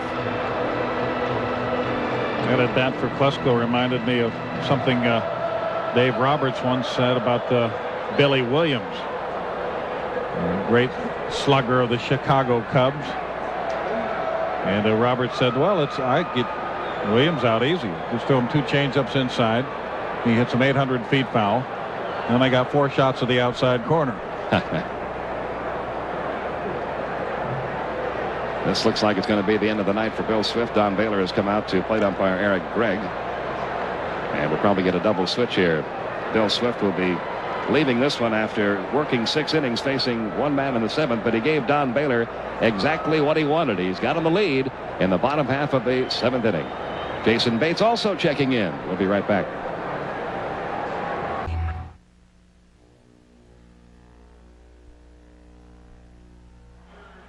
Bad shoulder the entire second half of the year. I'm impressed with anyone that pitches at this level with a torn labrum.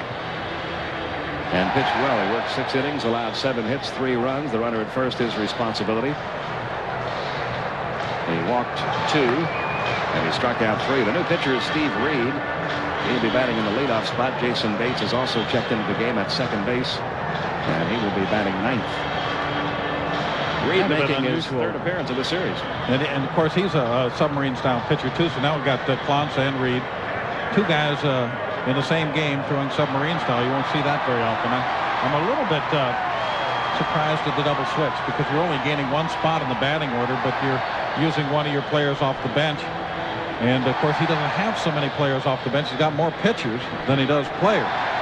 Yeah, the Rockies carrying a 12-man pitching staff on their 25-man playoff roster. And if you were watching game 1, that caught up with Don Baylor in that one. He had to use a pitcher as a pinch hitter at the end of the game. Here's Lopez, 1 for 2. Fouls off the first one, the count 0-1. 5-3 Rockies. Bottom half of the 7th inning. The numbers on Steve Reed during the year, an excellent season.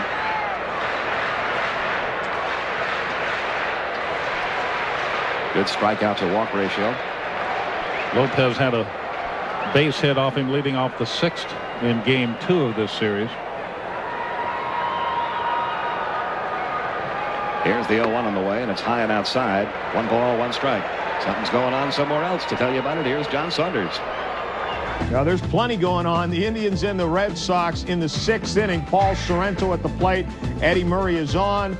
Wakefield's knuckleball doesn't fool him. That's a single. Murray comes in to make it 4-1. Sandy Alomar later doubled to score Ramirez to make it a 5-1 game. That's where it stands in the 6th. Yankees and the Mariners. Steve Howe comes on to face Tino Martinez with the bases loaded, and he brings in Vince Coleman with a little single here. It only scores the 1 run, but then Jay Buhner comes up with the bases full, and he knocks in another to make it 4-1. A Davis error has allowed another Seattle run to score to make it a 5-1 game. Right now, Seattle is rolling in the 6th inning with a 5-1 lead. Back to you. Okay, thank you, John. Mariners trying to extend that series to a 4th game. It looks like the Cleveland Indians are almost through the first hurdle, Larry. Of course, everyone will remind them of 1954 when they had that fabulous year. 111 wins during the regular season. 111 wins, and until they played the Giants in the World Series, a lot of people were putting them in a class with the 27 Yankees and other teams that have been mentioned as the greatest teams of all time. That is all for Lopez. He's out there on strikes, 1 down. But the 27 Yankees swept the World Series, and the 54 Indians were swept in the World Series. Here's that breaking ball. Lopez chases it. Yeah, that was the Dusty Rhodes World Series. The Willie Mays catch. Right, off of Vic Wertz.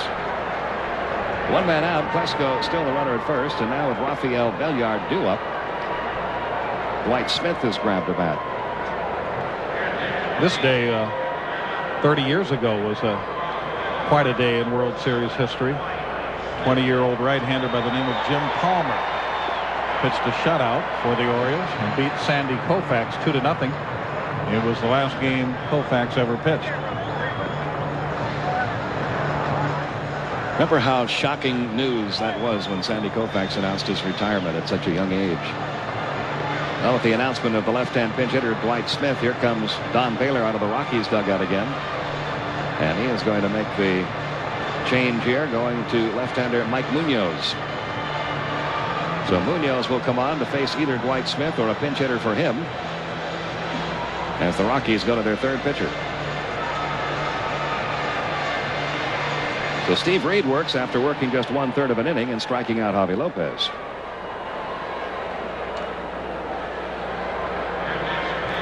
And Mike Munoz makes his way in from the Colorado Rockies bullpen, and while he gets ready, let's catch you up to date with our Toyota Diamond Dust baseball quiz. The question was, which Hall of Famer made his playoff debut with the A's in 1975 after 2,368 regular season games? It's a name you were just talking about a couple of moments ago, Larry. Billy Whistler, Williams. Alabama, the Whistler, Billy Williams. All those years with the Chicago Cubs, and finally made it into postseason play as an Oakland A.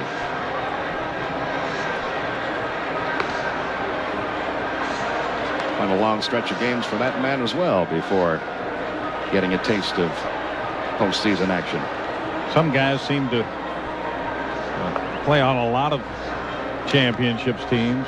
Rafael Belliard, for example, is being pinch hit for here, and it looks like they're going to burn Dwight Smith as Mike Mordecai has come out on deck now, and of course he would be the logical replacement at shortstop. But some guys will play a long time and then have distinguished careers and never get into postseason.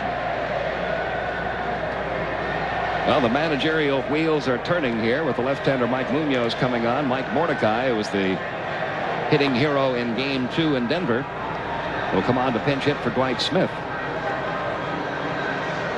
So Don Baylor has accomplished something here. He's made Bobby Cox burn a couple of players to make one move. And Mordecai, no doubt, will stay in the game to play short, as Blauser is already out of the game. Belliard replaced him. Well, Munoz does not have particularly good numbers, but he was pitching pretty well toward the end of the year. And Don Baylor is never afraid to switch pitchers and try to get that matchup left against left. Now he's going to have to go with left against right, but he has taken a more dangerous pinch hitter out of the game, and Smith and brought a younger, more inexperienced hitter into the game in Mordecai. But Mordecai had a big hit in Game 2. It gave the Braves a lead they would not relinquish. This is the winning hit. Off of Darren Holmes up the middle. And that put the Braves ahead in the 9th inning, 5-4. They later scored 2 more in that inning on the throwing error by Eric Young. Went on to win 7-4 to go 2 games up in the series. Mordecai during the regular season, 280 and 3 homers, 11 RBIs. He is a good fastball hitter. Makes his strike in the outside corner. When you talk about guys going to postseason, you'll have players like Mordecai or Chipper Jones who are rookies, and And they go in their very first year, and they naturally assume that this is something that you do quite often. Sometimes it's the only time you do it, your rookie year. Here's the 0-1. Good block by Girardi. 1 ball, 1 strike. Mike Devereaux has moved out to the on-deck circle now.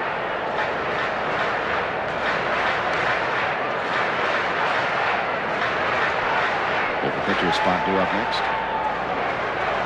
Colorado leading at 5-3. We're in the bottom of the 7th. 1 man out. And Pesco, the runner at first. Into left center field, headed toward the gap, and that is going to drop in for extra bases. Heading for third, Ryan Pesco. They're going to wave him home. Here comes the relay throw home. It's up the line. Mike Mordecai strikes again. A pinch hit double to make it 5-4 Colorado. And maybe the Braves have their own version of dusty roads in this series.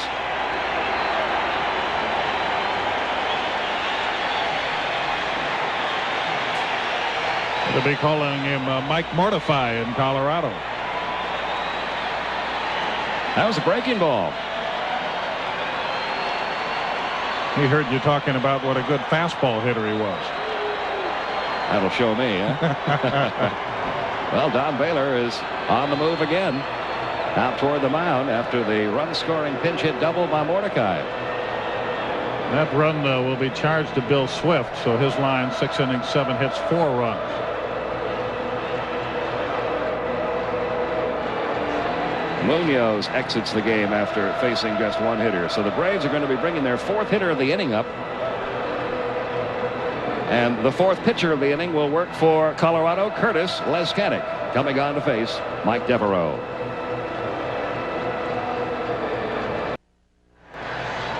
Rockies holding on to a 5-4 lead with Mike Mordecai at second. 1 man out in the bottom half of the 7th inning. Tomorrow night on ABC Sports, we'll continue our postseason coverage of the Major League Baseball divisional playoffs. Join us for regional action tomorrow at an earlier start time, 7 Eastern, 4 Pacific, here on ABC Sports.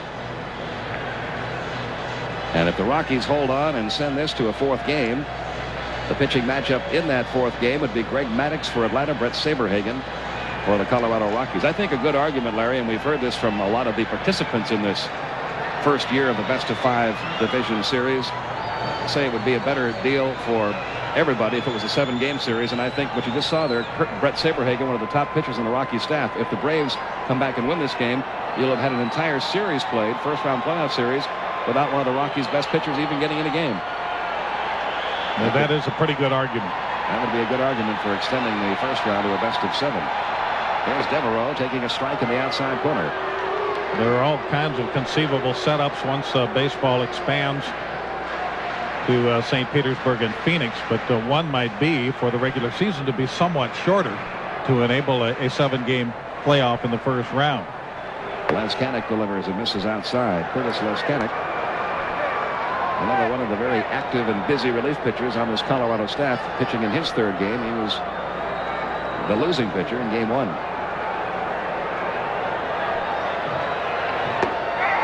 Devereaux went around, says Eric Gray. And the count 1-2. Leskanik has a Smoltz-like stuff. Riding fastball and a hard, sharp breaking pitch that has got a sizable break to it. Pitched in 76 games during the regular season. Ground ball to short. Walt Rice going to third, and Mordecai is out at third. So a hero one moment and a goat the next. That's some bad base running for Mike Mordecai. Ball hit to the left side, and Mordecai tried to advance and was gunned down by Walt Rice. 2 down.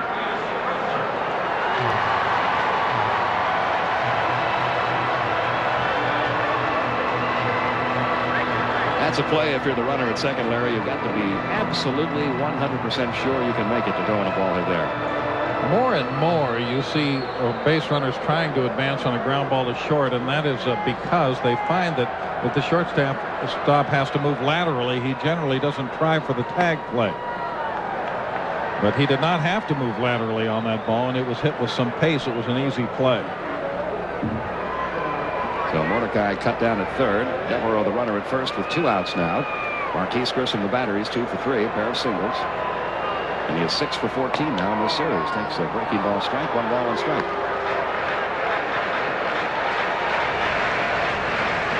Greg McMichael, the right-hander, Pedro Borbon, the lefty, in the Atlanta bullpen.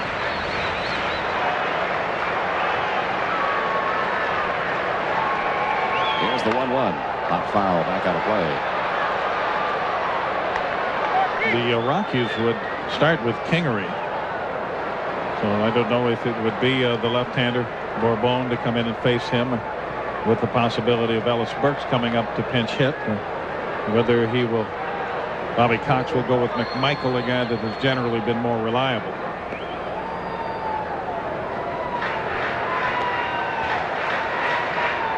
Still a ball and 2 strikes on Grissom. 2 outs, bottom of the 7th. Rockies leading it now 5-4.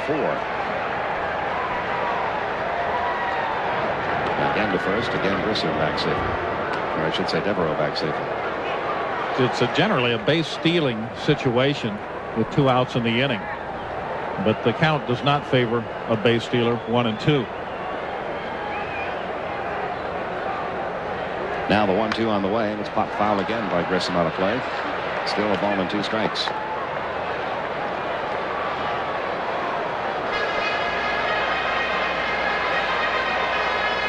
And Devereaux checking with Jimmy Williams to see if he'll have a green light here. More activity in the Colorado bullpen. Bruce Ruffin is up again.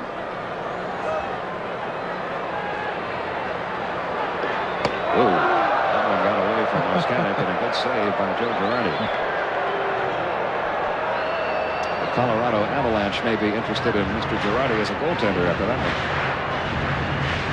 And Bruce Ruffin tuning it up now for Don Baylor. Devereaux has had as many as 22 steals in a year. Had 8 this year. He's not a primary base stealer. If you don't pay attention to him, he'll go. Doesn't matter. Marquise Grissom down on strikes. And Moscanic gets out of the inning, preserving the Colorado Rockies lead. It's now 5-4. 5-4 Colorado. We go to the top half of the 8th inning. Atlanta goes to their 3rd pitcher of the night, left-hander Pedro Borbon. Who appeared in 41 games during the regular season. Record of 2-2, ERA 3.09. He's the son of former Cincinnati Reds relief ace Pedro Borbon. And left-hand hitters hit just 167 against Borbon this year. He was used primarily as a guy to come in and get lefties out. Kingery is batting for himself here. 0-2 to count. Mike Mordecai staying in the game at shortstop after delivering the pinch hit double.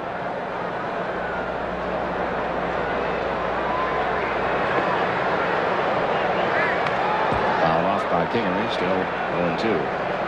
Kingery 0 for 2 tonight. But Borbon with that real long-armed whip style coming down around sidearm would be very disconcerting to a left-handed batter. And that's it for Kingery. Had a bad swing at that pitch. 1 down. Kingery has given way to Burks in the everyday lineup, so he hasn't been looking at too many left-handed pitchers lately anyway. But Burks apparently does have a sore shoulder that prevents him from even pinch hitting. Because otherwise they probably would have sent him up. And Kingery goes down. Now Dante Bichette, 2 more hits tonight. He's 2 for 3. And now 7 for 11 in the series. Pair of singles tonight.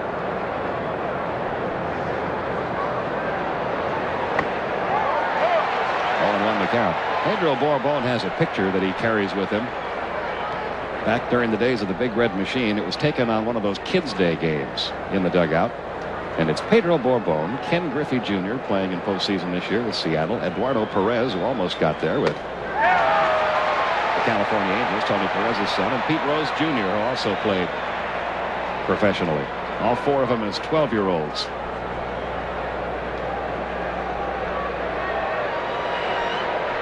The 0-2. High and away, 1 ball, 2 strikes. When the Big Red Machine had those father and son games, they had to play hard to win. Yes, they did. Had some talent out there. Here's the 1-2 on the way. This is outside, 2-2. Right-handed batters against Pedro Borbon this year, batting .278. More than 100 points higher than the lefties have hit him. Yeah, that release point he's got does not bother a right-handed batter at all. Here's the 2-2. Foul back, still 2-2 on Bichette. 5-4 Rockies in the top half of the 8th. And we're going to take a look at that arm action. And you can see the arm is fully extended and out to the side. Here's the 2-2. Taken high, and the count full now, 3-2. If you're a left-handed batter, it looks like he's throwing that pitch from behind you.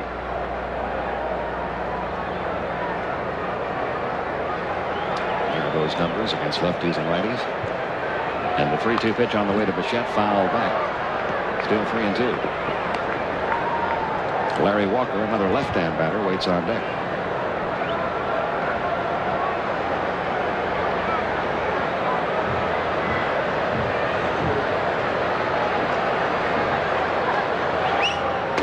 Struck him out with a high fastball.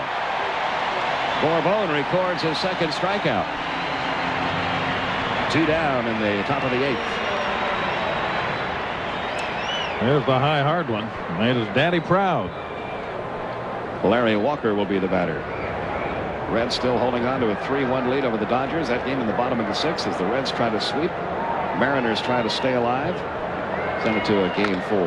Out toward short and by Mordecai in the left field. Base hit for Walker. His first hit of the game. He's now 1 for 3.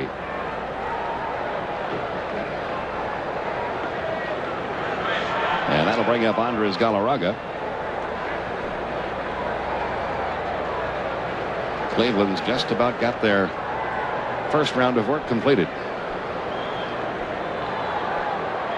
There's the curse of the Bambino continues in effect. Red Sox and Cubs fans ought to hold their conventions together, shouldn't they? Galarraga 0 for 3 tonight. He has struck out twice and grounded out to short. It would make for quite a World Series if they ever got there, wouldn't it?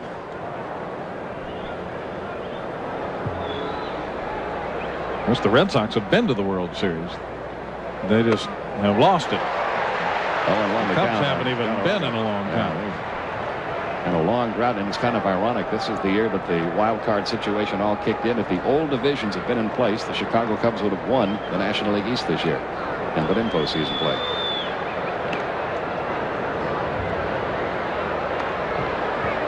Nothing in 1 on Galarraga. You got the Reds, the Dodgers, the Rockies, and the Braves. All would have been in the Western divisions, right? Runner going. The pitch is fouled away by Galarraga, and Walker will have to return.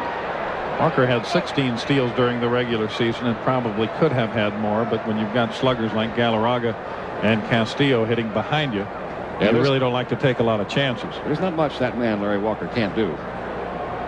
Hit for average, hit for power, terrific outfielder, great throwing arm, good speed.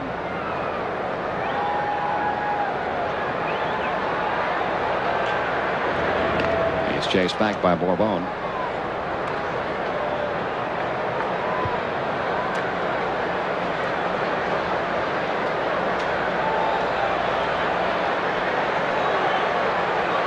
Runner goes again. The pitch is a little bit outside. No throw by Lopez. Stolen base for Larry Walker. Count goes to 1-2 now on Galarraga. Bobby Cox, you could read his lips there. He said, wasn't that a strike?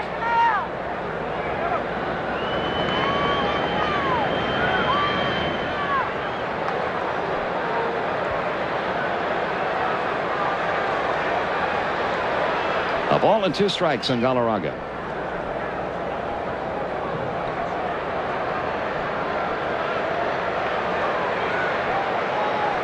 The 1-2. They appeal to first. Frank Pulley says, yes, you did. And Pedro Bourbon strikes out the side with a single by Larry Walker in between. We go to the bottom half of the 8th inning. Rockies up by 1. Braves down by a run, trying to mount a comeback. Meantime, the Dodgers and the Reds, Mark Guthrie with a 3-1 deficit. And just like that, Mark Lewis with the bases loaded. The grand slam makes it a 7-1 lead. The Reds trying to roll to the sweep over the Dodgers. We'll keep you up to date. They're only in the 6th. Back to Pete and Larry. Okay, John, looks like the Reds and the Cleveland Indians about to wrap things up. The Atlanta Braves would like to, but they trail by a run here in the bottom half of the 8th inning. 1 ball, 1 strike on Mark Lemke. Well, the all-Ohio theme seems to be alive. That would be a very attractive matchup. 2-1 the count on Mark Lemke. Lemke tonight is grounded out to third, grounded out to short, and struck out. 2-2 the count. Curtis Leskanik, the fourth pitcher to work tonight for Don Baylor. Got 2 big outs to get out of the bottom half of the 7th inning, still with a 1-run lead. Bouncing ball to the right side. Jason Bates on the first, 1 out. And that'll bring up Chipper Jones, who tonight has flied to left, grounded out to second, and singled. In game 1, top half of the 9th inning with 2 outs, Chipper Jones homered off Curtis Leskanik. He won't do it again. Not this time. Don Baylor is going to go to the left-hander Bruce Ruffin. So Leskanik works an inning, retires all 3 hitters he faces, striking out 1. And now it'll be Bruce Ruffin, the 5th pitcher to work in the game for the Rockies. This is what a lot of teams do against Atlanta. They bring in the left-hander, even though Chipper Jones is a switch hitter, because Chipper's power much more evident as a left-hand batter this year than it has been as a right-hand hitter. He only hit 3 home runs right-handed. And with 1 out and the base is empty, Chipper Jones will be facing Bruce Ruffin. Sunday at 4 Eastern, 1 Pacific. It's a special edition of ABC's Wide World of Sports. Shannon Miller and our country's best go head-to-head with the world's top stars at the World Gymnastics Championships from Japan. That's Sunday here on ABC Sports. Sellout crowd here at Atlanta Fulton County Stadium tonight. A beautiful night. It has not been such a good week of weather here in Atlanta. The remnants of Hurricane Opal hit this town very hard, toppling trees. About 200,000 homes were without power for a while, some still without power as they try to catch up. But the weather cleared beautifully for tonight's game. The numbers on Bruce Ruffin, who was on and off the disabled list this year. But when he was off, as you can see, he did good work. Low ERA, hits way below innings. A little bit wild, but with a lot of strikeouts. He throws hard, upwards of 90 miles an hour. He's got a good hard slider. So it'll be Ruffin facing Chipper Jones as the Colorado Rockies try to take this to a 4th game. Only 3 teams have come back from 0-2 playoff deficits to win, but no team has ever lost the first 2 games at home and then come back to win a series, as the Rockies are trying to do here. So now you have the left-hander Ruffin against the switch hitter Jones, and that favors the Rockies. But even more favorable, McGriff is on deck, and then Justice in the hold. And the pitch to Chipper Jones had a good swing there, fouls it back to count 0-1.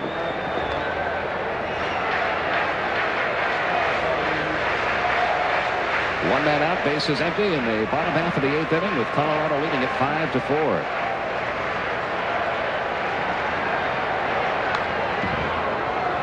And it's 0-2 on Chipper Jones.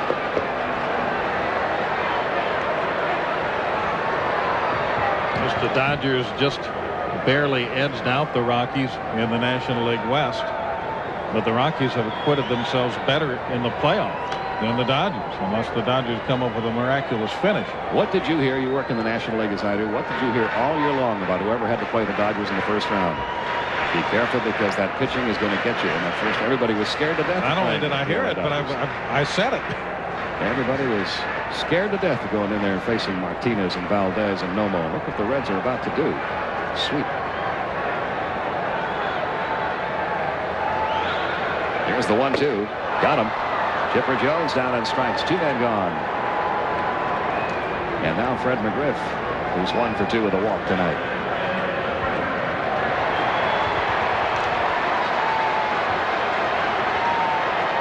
Fastball just off the corner, far enough out to where Jones couldn't reach it, but close enough to the corner where he had to try. 2 outs, base is empty. Here's McGriff. A walk, a single, and he grounded into a 6-3 double play. 1 ball and strikes.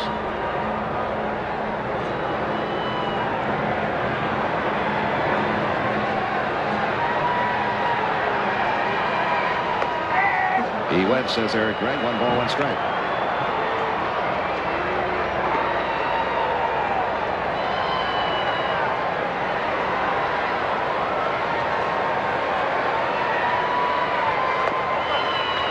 That misses down low. 2-1.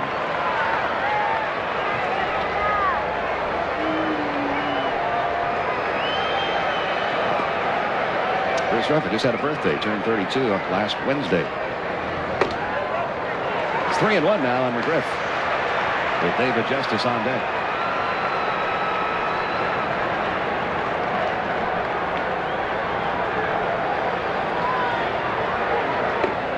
Inside corner fills the count. 3-2.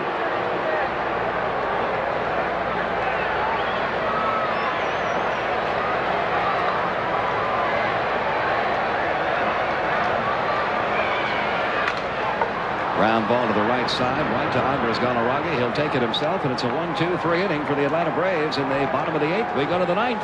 Colorado Rockies still leading by 1.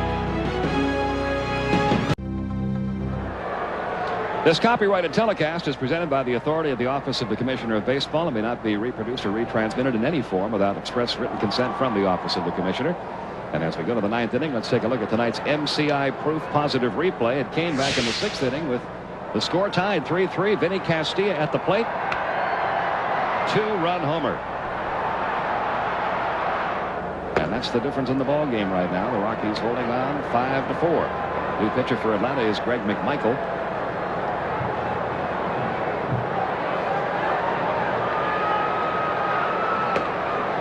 They count 2-0. Bourboin worked the scoreless inning, allowing 1 hit, striking out 3. 2-0 the count on Castilla.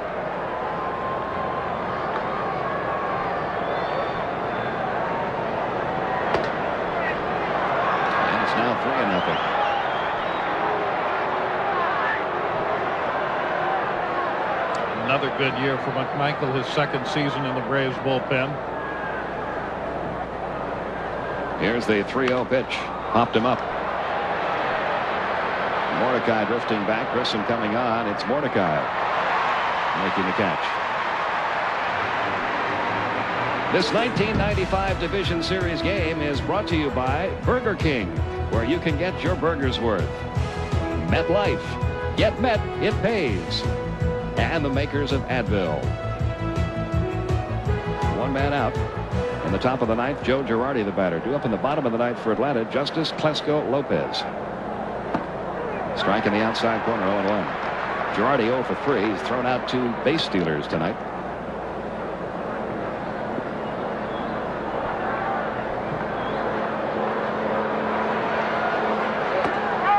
And the count quickly 0-2 on Girardi.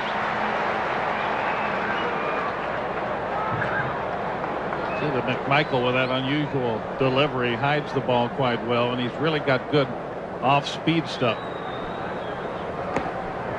That miss low and away. 1 ball, 2 strikes. But he looks like he's jumping at you, and so you're ready to pull the trigger, but the ball sort of gets out there and stops.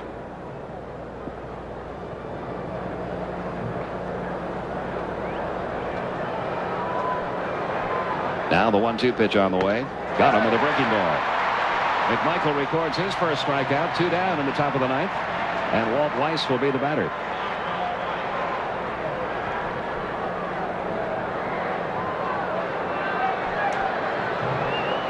It's that off-speed pitch. I think it's a circle change that he throws. It's got good downward movement. 2 men out. Walt Weiss 1 for 3. Had a single, stole a base, came around to score a run. Back in the 3rd. 1 ball, no strikes.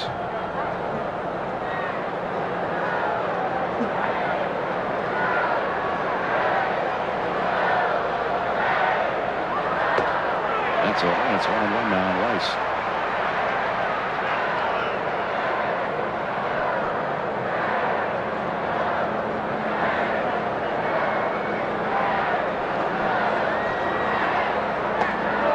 Taken high, ball 2. 2-1 the count.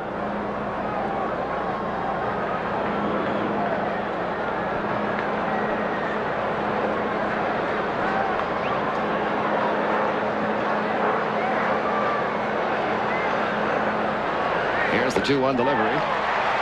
That evens the count, 2-2. Another changeup.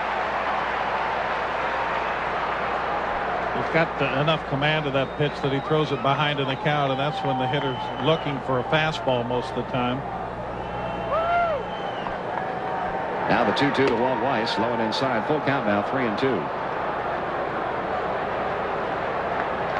Jason Bates now hitting in the 9-hole. Waits on deck.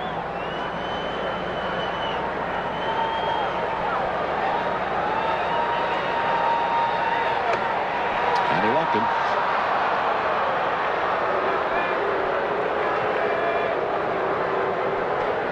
Weiss down to first with a 2-out walk. Jason Bates will hit for the first time. Bates 1 for 2 in this series.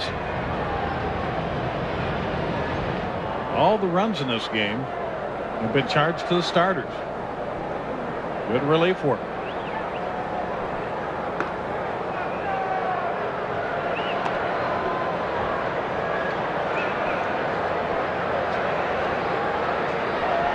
Colorado leading it by 1 here in the top half of the 9th inning, trying to send it to a 4th game tomorrow night.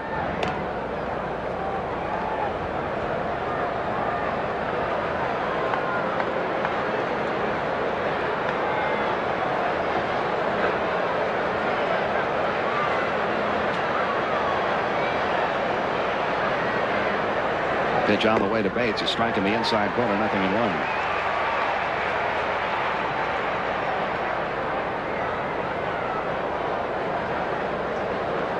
Two men out. Walt Weiss, the runner at first. Ruffin's on deck. You don't think they'd pinch hit for him with the Justice and Klesko coming up, do you? That's Bates on deck. They got Ruffin hitting in the number 1 hole now. Oh no, that's right. Bates is hitting now. It is Ruffin on deck, correct? My mistake. The 1-1. Fly ball, well hit right field. Back goes Justice, just shy of the track. He's got it. And that is all for Colorado in the top half of the 9th inning. So Greg McMichael gets him out.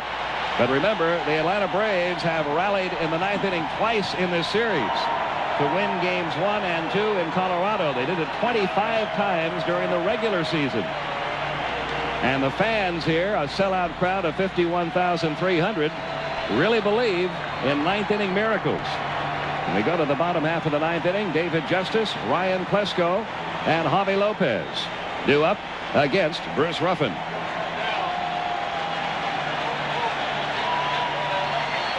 And now with an update on the rest of tonight's division series action. Once again, here's John Saunders. All right, Pete and Larry, as we wait to see if the Braves can pull off the 9th inning heroics again, the Yankees and the Mariners, and it's falling apart for New York. Randy Velarde fielding this fly ball from Tino Martinez. Coleman can't score, but the throw gets away from everyone. So Coleman trots in, and right now Seattle in command. They'll keep this series alive. It looks like 7-2 in the 8th inning. Indians and the Red Sox. Boston will not keep this one alive. Carlos Baerga with a double scores a run to make it an 8-1 game as Cleveland blows the game wide open as they look for the sweep of the Boston Red Sox. They're at Fenway tonight, that game in the 8th inning. The Dodgers and the Reds, Mark Lewis, the grand slam. We showed you that. What we didn't tell you was it was a pinch hit grand slam, and that's the first ever pinch hit grand slam in postseason history. Back to Pete and Larry. Okay, thank you, John. An amazing sight here in Atlanta with the Braves trailing 5-4, coming to bat in the bottom half of the 9th inning. The crowd has been on their feet cheering, looking for another one of these 9th inning finishes by Atlanta. In game 1 of this series, the Braves hit a 9th inning home run from Chipper Jones to win it. In game 2, down 4-3, the Braves put 4 runs on the board. A McGriff single tied it. A Mordecai base hit gave the Braves the lead. And then an Eric Young error allowed 2 more to score. And as we mentioned, the Braves 25 times during the regular season in their final at bat pulled out a victory. But the Colorado Rockies leading it by 1, trying to send it to a 4th game. Ruffin on the mound, Darren Holmes in the bullpen. David Justice leads off and takes ball 1. Justice has grounded out to second twice, and he has walked. Foul back. 1 ball, 1 strike. What a huge step this would be for the Colorado Rockies.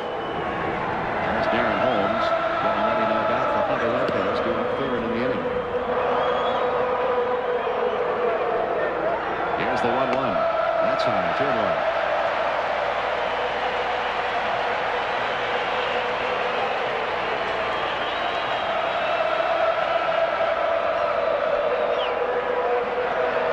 Here's the 2-1 delivery. Popped him up foul, back toward the screen and up into the crowd. 2 balls, 2 strikes on Justice.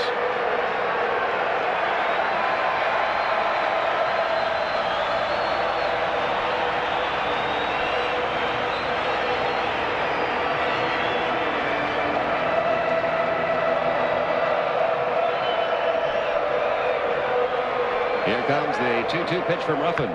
Popped up foul again. Vinny Castilla and Girardi both giving chase, but again it's up into the seats. It's still 2-2.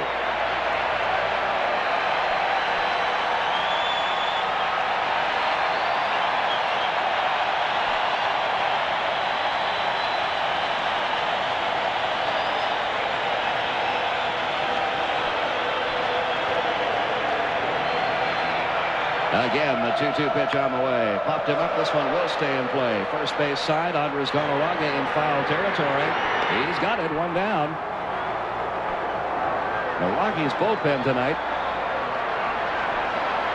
has now retired the last 6 in a row. Leskanic got the final 2 outs in the 7th, the first out in the 8th. Ruffin got the final 2 outs in the 8th, the first out in the 9th. And now Ryan Klesko, who has struck out, doubled and singled. He drove in a run with his 4th inning double. Strike in the inside corner, 0-1.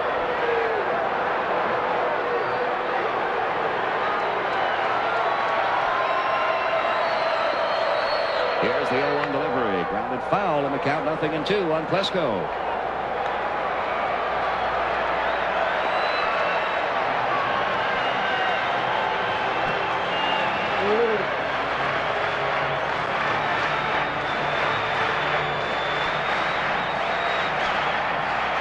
Now the 0-2 pitch on the way. Ground ball left side and through into left field. Base hit Ryan Klesko, his 3rd hit of the game.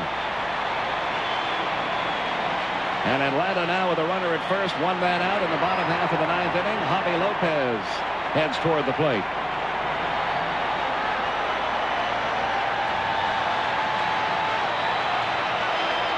The reaction of Ted Turner and Jane Fonda when Ryan Klesko's ball gets by the shortstop.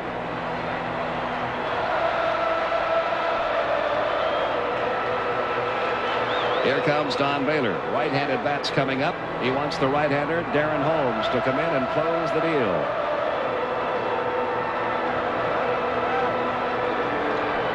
So Ruffin will leave after working 1 inning, giving up 1 hit and recording 1 strikeout. Darren Holmes becomes the 6th pitcher to work in the game for the Rockies. He was on the mound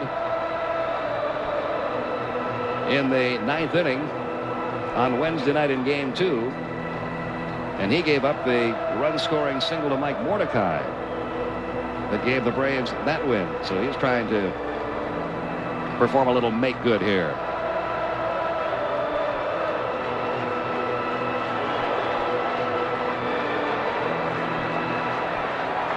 One man out, 1 man on. The new pitcher, Darren Holmes, will be facing Javi Lopez.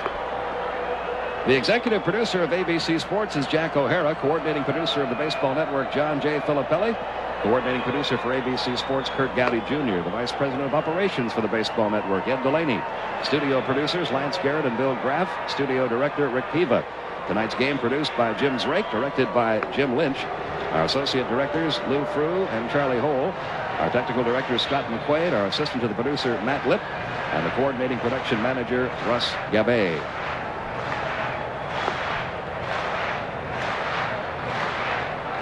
If we go to a Game 4, in this division series. It'll be right here on ABC tomorrow night, earlier starting time, 7 o'clock Eastern, 4 Pacific. And the pitching matchup, if we do have a fourth game, Greg Maddux again for Atlanta, and Brett Saberhagen would work for the Rockies.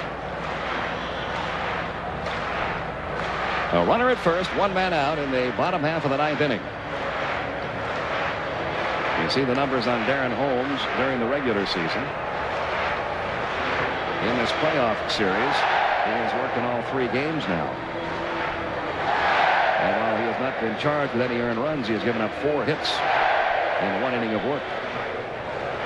The 2 runs he did allow were both unearned on the Eric Young error.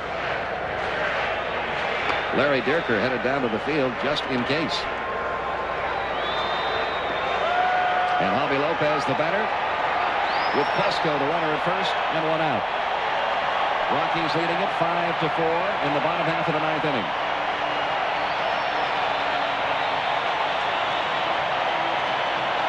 Lopez drove in 2 with a single back in the 4th inning. He's also grounded out and struck out.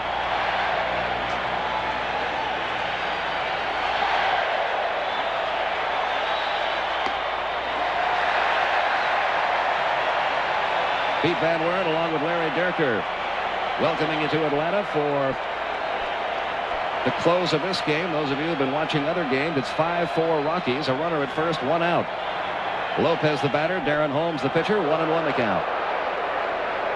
Colorado trying to send this to a 4th game.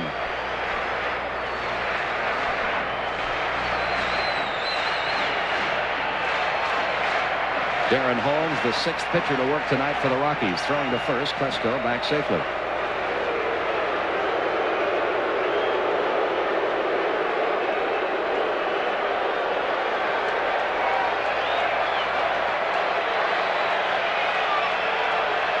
Here's the 1-1. Little looping fly ball, shallow right field. Walker coming on, diving try, did not come up with it. Heading for third is Klesko. Runners at first and third. Walker got to the ball, got a glove on it, but couldn't quite hang on. And Atlanta now with runners first and third, 1 man out. Mike Mordecai, the batter. He did not get much of a pitch to hit here. That wasn't even a strike. That was a foot outside, right off the end of the bat. Great effort here by Larry Walker, but he trapped the ball. And Ryan Klesko with the play in front of him there. Gets all the way around to third. Mordecai delivered a big run-scoring pinch hit single in game 2 to win the game for Atlanta, give them a go-ahead run. He had a pinch hit double and stayed in the game here. We're in the bottom half of the 9th inning in Atlanta. Colorado leading it 5-4. But Atlanta has runners at first and third with 1 out. 1 ball, no strikes on Mordecai. Ooh, Holmes almost balked there.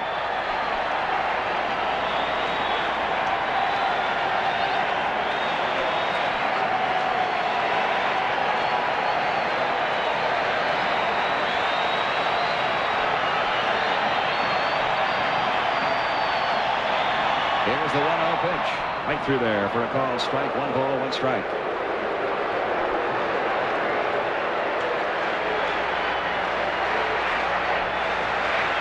Luis Polonia has moved on deck.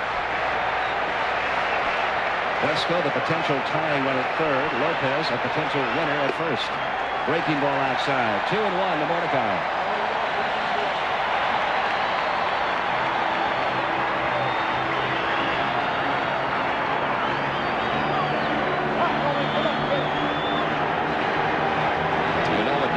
Thinking, not again.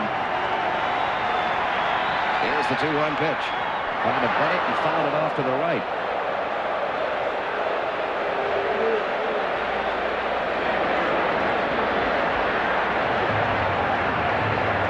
Count 2-2.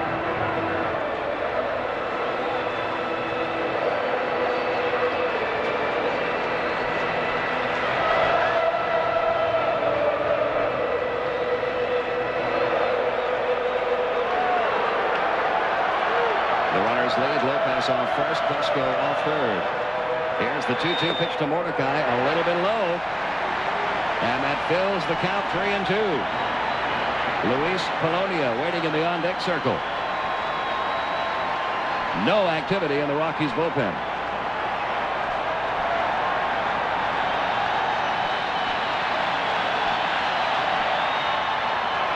The fake throw to third, the look back to first. We're in the bottom half of the ninth inning in Atlanta. Colorado leading it 5-4, but Atlanta has runners at first and third, one out. Here's the 3-2 pitch. Fly ball hit out to shallow left field. Bichette coming on, makes the catch. Klesko's coming halfway down, going back. And that's a big second out for Darren Holmes. And now Don Baylor is going to come out to the mound, not to make a change this time, but probably to review the scouting report on Luis Polonia, who will come on to pinch hit for Greg McMichael.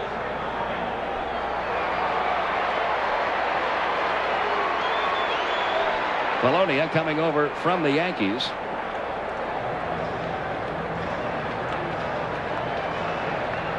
Hit .264 for Atlanta.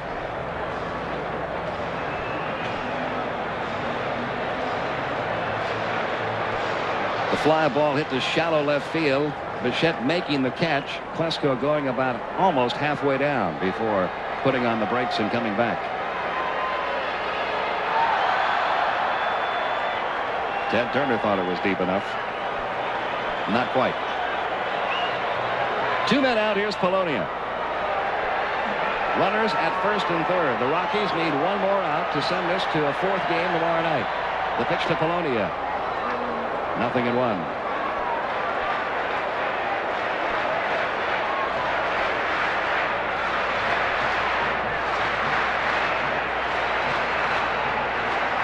Polonia as a pinch hitter for Atlanta this year was 8 for 18. A .444 pinch hit average. The 0-1 pitch. Fouled away. The count 0-2. Billy Swift worked the first 6 innings of this game. Left with a 5-4 lead. A gutsy performance by the starting pitcher for the Rockies with that ailing shoulder.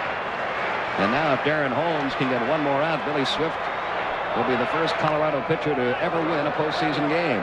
0-2 on Polonia.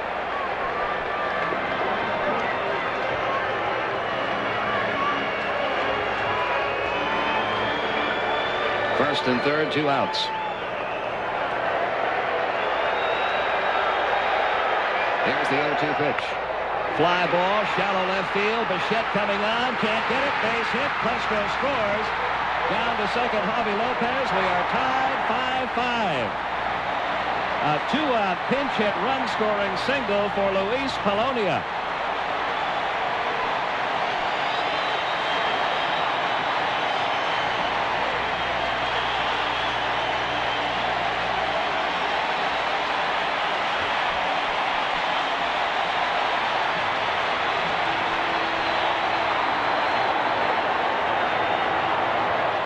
A breaking ball. Polonia hit it a little bit off the end of the bat, just flared it into left field. Now Marquise Grissom takes a strike in the outside corner.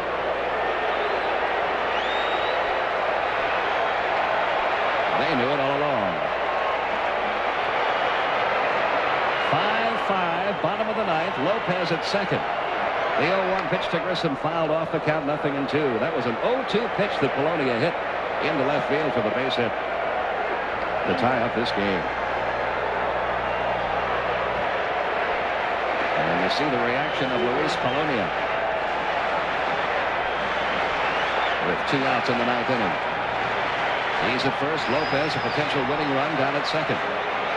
The 0-2 pitch to Marquise Grissom. Ground ball. Funny hop. Walt Weiss has it. Goes to second in time for the force. But the Atlanta Braves, rebounding again in the ninth inning, have tied this game up. We go to extra innings in Atlanta.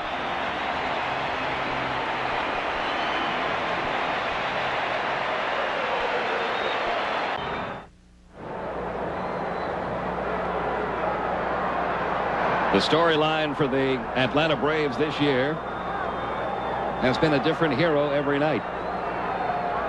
And the latest is Luis Polonia with 2 outs and a count of 0-2. A little flare drops into left field to score Ryan Plesko and tie the game and send it now into extra innings. And he is the newest Atlanta hero. Now we go to the 10th inning. Mark Wohlers is on the mound. John Vanderwall up to pinch hit. Vanderwall has set a new major league record this year with 28 pinch hits. In this series, is 0 for 2. Wohlers recorded saves in each of the first 2 games in this series. Swing and a miss at that fastball, the count 0-2.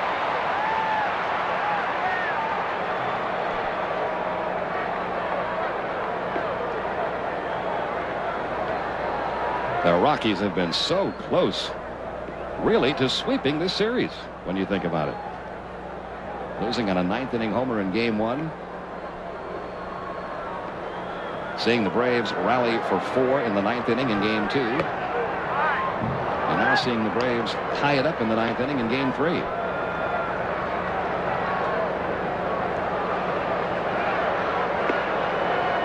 One ball, 2 strikes on Vanderwall.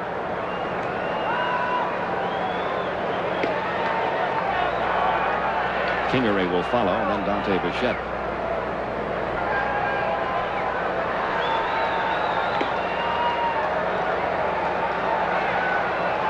Here's the 1-2. Fouled off.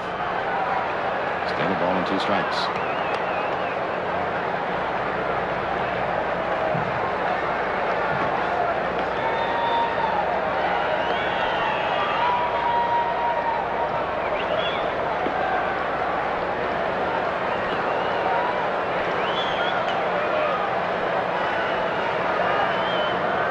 Nobody on or out in the top half of the 10th inning in a 5-5 ball game.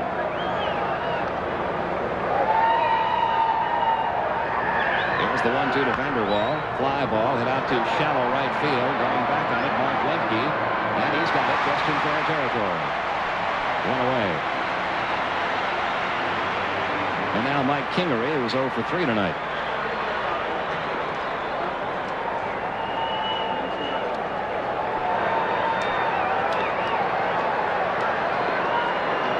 Kent Mercker has gotten up in the Atlanta bullpen.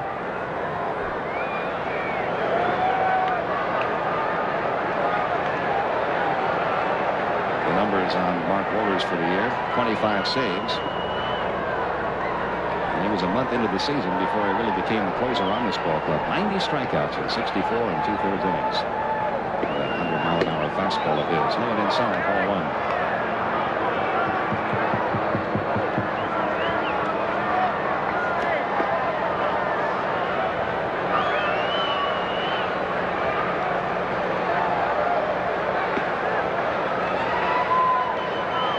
Here's the 1-0 pitch, fouled off. It's 1-1 now on Kingery.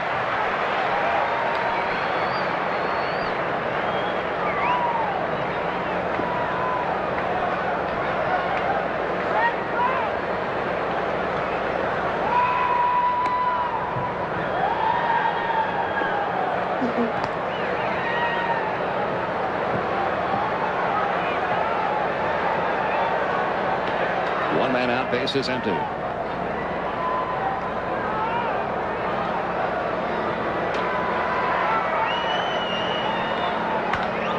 Into right center field. That ball's pretty well hit. Marquise Grissom on the run and makes the catch shy of the warning track out there.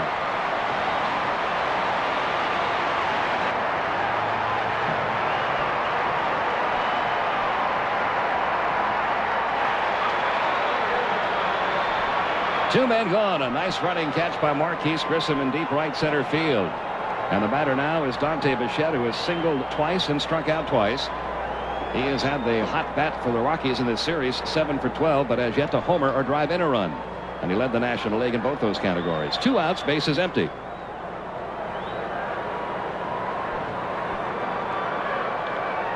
Here's the pitch to Bichette. Ground ball. That's a fair ball down the left field line, headed toward the corner. Bichette around first, on his way to second. Ryan Klesko gets it back toward the infield. It's a 2-out double for Dante Bichette, his 3rd hit of the game.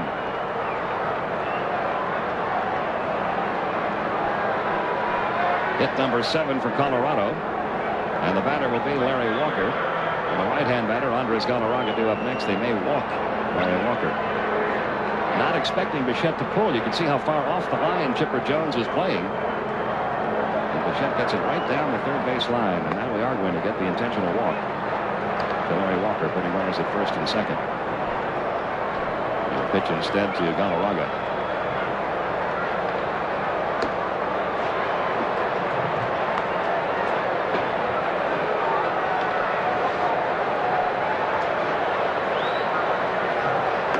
Three intentionally wide.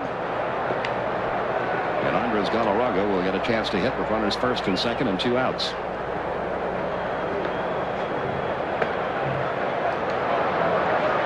First and second, 2 down. Here comes Galarraga. 0 for 4 tonight. He has struck out his last 3 times up.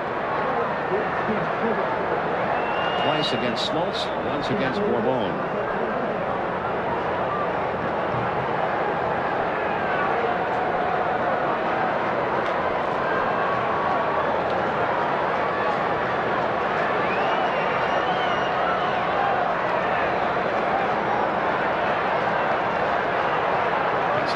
On Galarraga in his career against Mark Wohlers.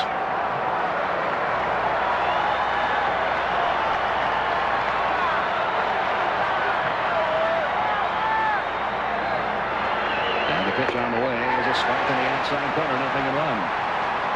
Larry Dierker has made the trip back up from down in the field. Did that hop that Weiss fielded look as tough from up here as it did from down there? It did. Wow. It skipped off that side of the mound.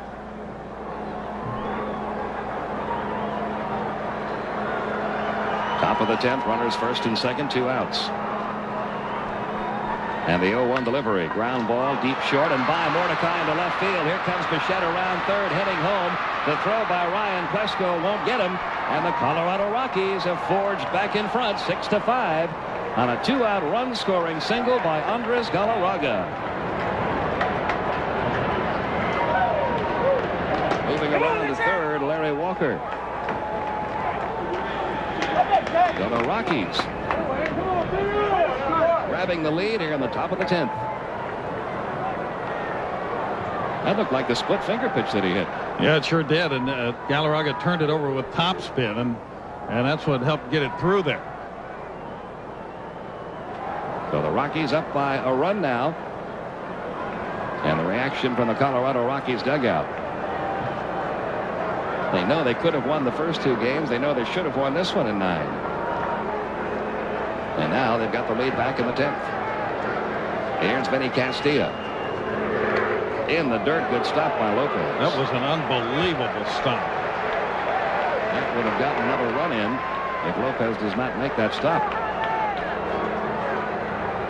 Now he's sitting outside, so that gives him a little head start, but still, as hard as Wohlers throws and as far outside as that ball was and as far in front of him as it hit. 1 ball, no strikes, and Castilla had a 2-run homer back in the 6th inning. Lines this one into right field. That's going to fall for a base hit. In to score, Larry Walker. And the Rockies now lead it 7-5. And all of this happening after 2 were out in the inning. 3rd RBI of the night for Vinny Castilla. And Bobby Cox on his way to the mound. Mark Wohlers got the first 2 outs in the inning, then gave up the double to Bichette, the intentional walk to Larry Walker, and then run-scoring singles by Andres Galarraga, and now Vinny Castilla.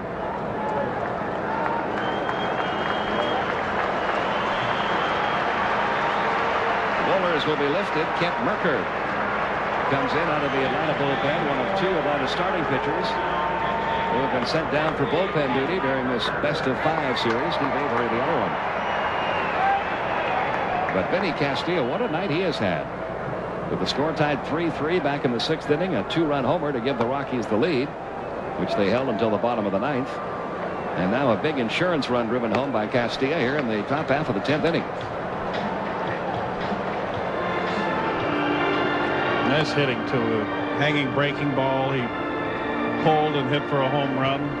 The fastball away. He stroked to the opposite field. 7-5 Colorado in the top half of the 10th. Kent Mercker pitched in 29 games for the Braves during the regular season, 26 of them as a starter. He had a record of 7-8, ERA 4.15. Final month of the season, Mercker did not see much action. He had a pulled muscle in his back just below his left shoulder.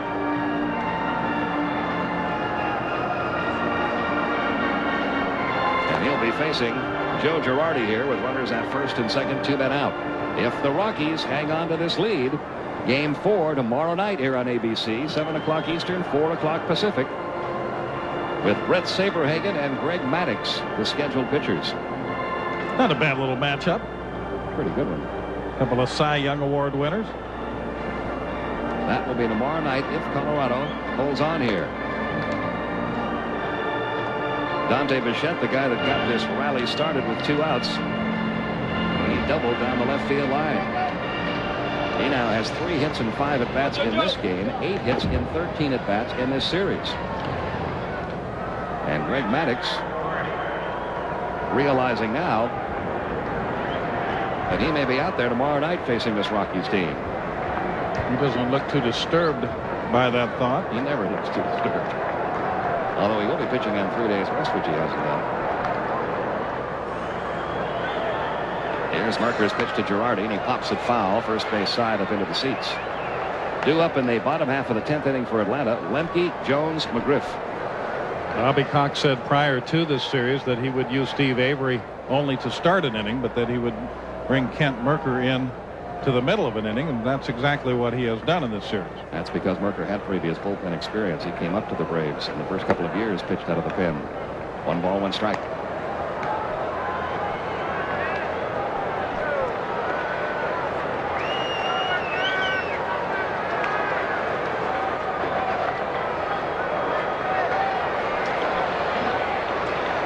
Now the 1-1. Girardi sends a fly ball deep right center field. Drifting back is David Justice, and he's got it for out number 3. But some clutch 2-out hitting by the Colorado Rockies have given them a 7-5 lead. We'll return with the division series, the Rockies and the Braves, after this from our ABC stations. We go to the bottom half of the 10th inning. Colorado on top, 7-5. And the 7th pitcher of the night for the Rockies, right-hander Mark Thompson. He replaced Marvin Freeman on their 25-man roster. Freeman out with an injury, and they chose Mark Thompson because of his work over the weekend against the Giants. He pitched in 3 of the 4 games against San Francisco in relief and didn't allow a run in 5 2/3 innings. Strike 1 to Lemke, 0-1. Well, you talk about pressure. You got Saberhagen going tomorrow, but to get to him, this rookie has got to finish the deal. The 0-1 to Lemke, bouncing ball over the mound, charging at Jason Bates. He's got it on the first, 1 down. And now Chipper Jones, who's 1 for 4.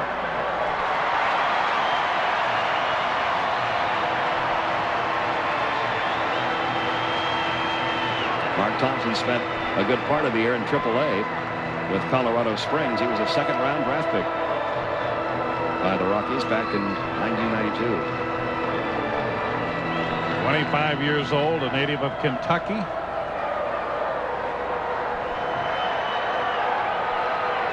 The pitch on the way to Chipper Jones, low and away. 1 ball, no strikes. 1 man out, base is empty. Rockies leading it 7-5. Bottom half of the 10th inning.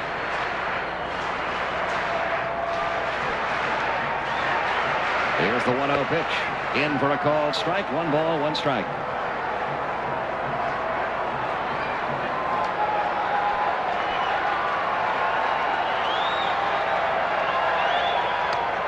That's low. 2-1.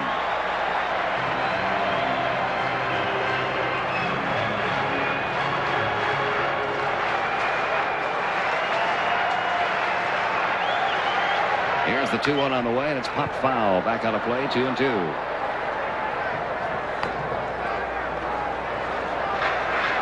After Billy Swift tonight, the Rockies have used Reed, Munoz, Leskadic, Ruffin, Holmes, and now Thompson.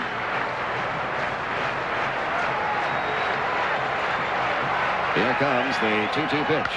Driven foul down the left field line. Still 2-2.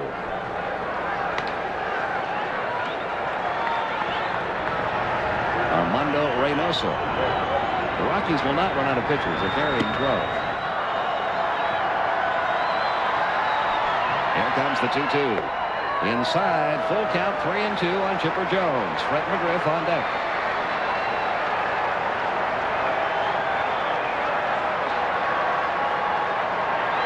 Now the 3-2 on the way to Chipper Jones. Ground ball right to the first baseman Galarraga. Throwing to Thompson, covering, 2 down.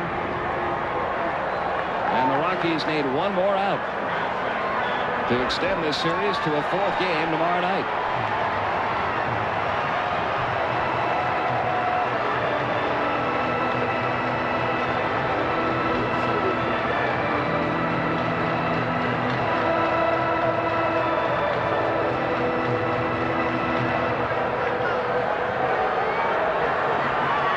Fred McGriff with 2 outs. Line drive, right center field. Coming on is the right fielder Larry Walker. And the Colorado Rockies have scored their first ever playoff victory. After losing 2 to the Braves in Denver, the Rockies come to Atlanta and win it in 10 by a final score of 7-5. The Atlanta Braves now lead this series 2 games to 1. Rockies winning it 7-5. Tonight's Chevrolet player of the game is Andres Galarraga. His run-scoring single in the 10th inning broke the 5-5 tie and turned out to be the game-winning hit.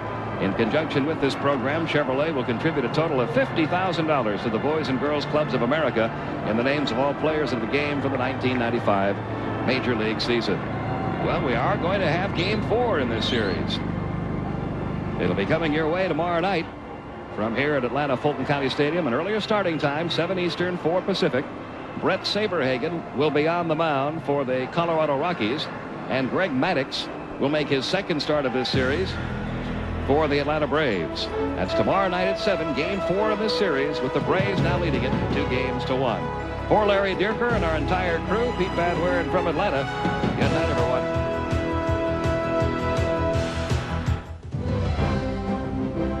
Tomorrow on ABC Sports, a college football doubleheader begins when the Ohio State Buckeyes meet reigning Big Ten champ Penn State in a key conference battle.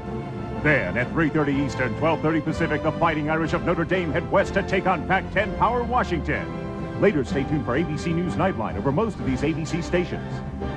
You're watching ABC Sports, recognized around the world as the leader in sports television.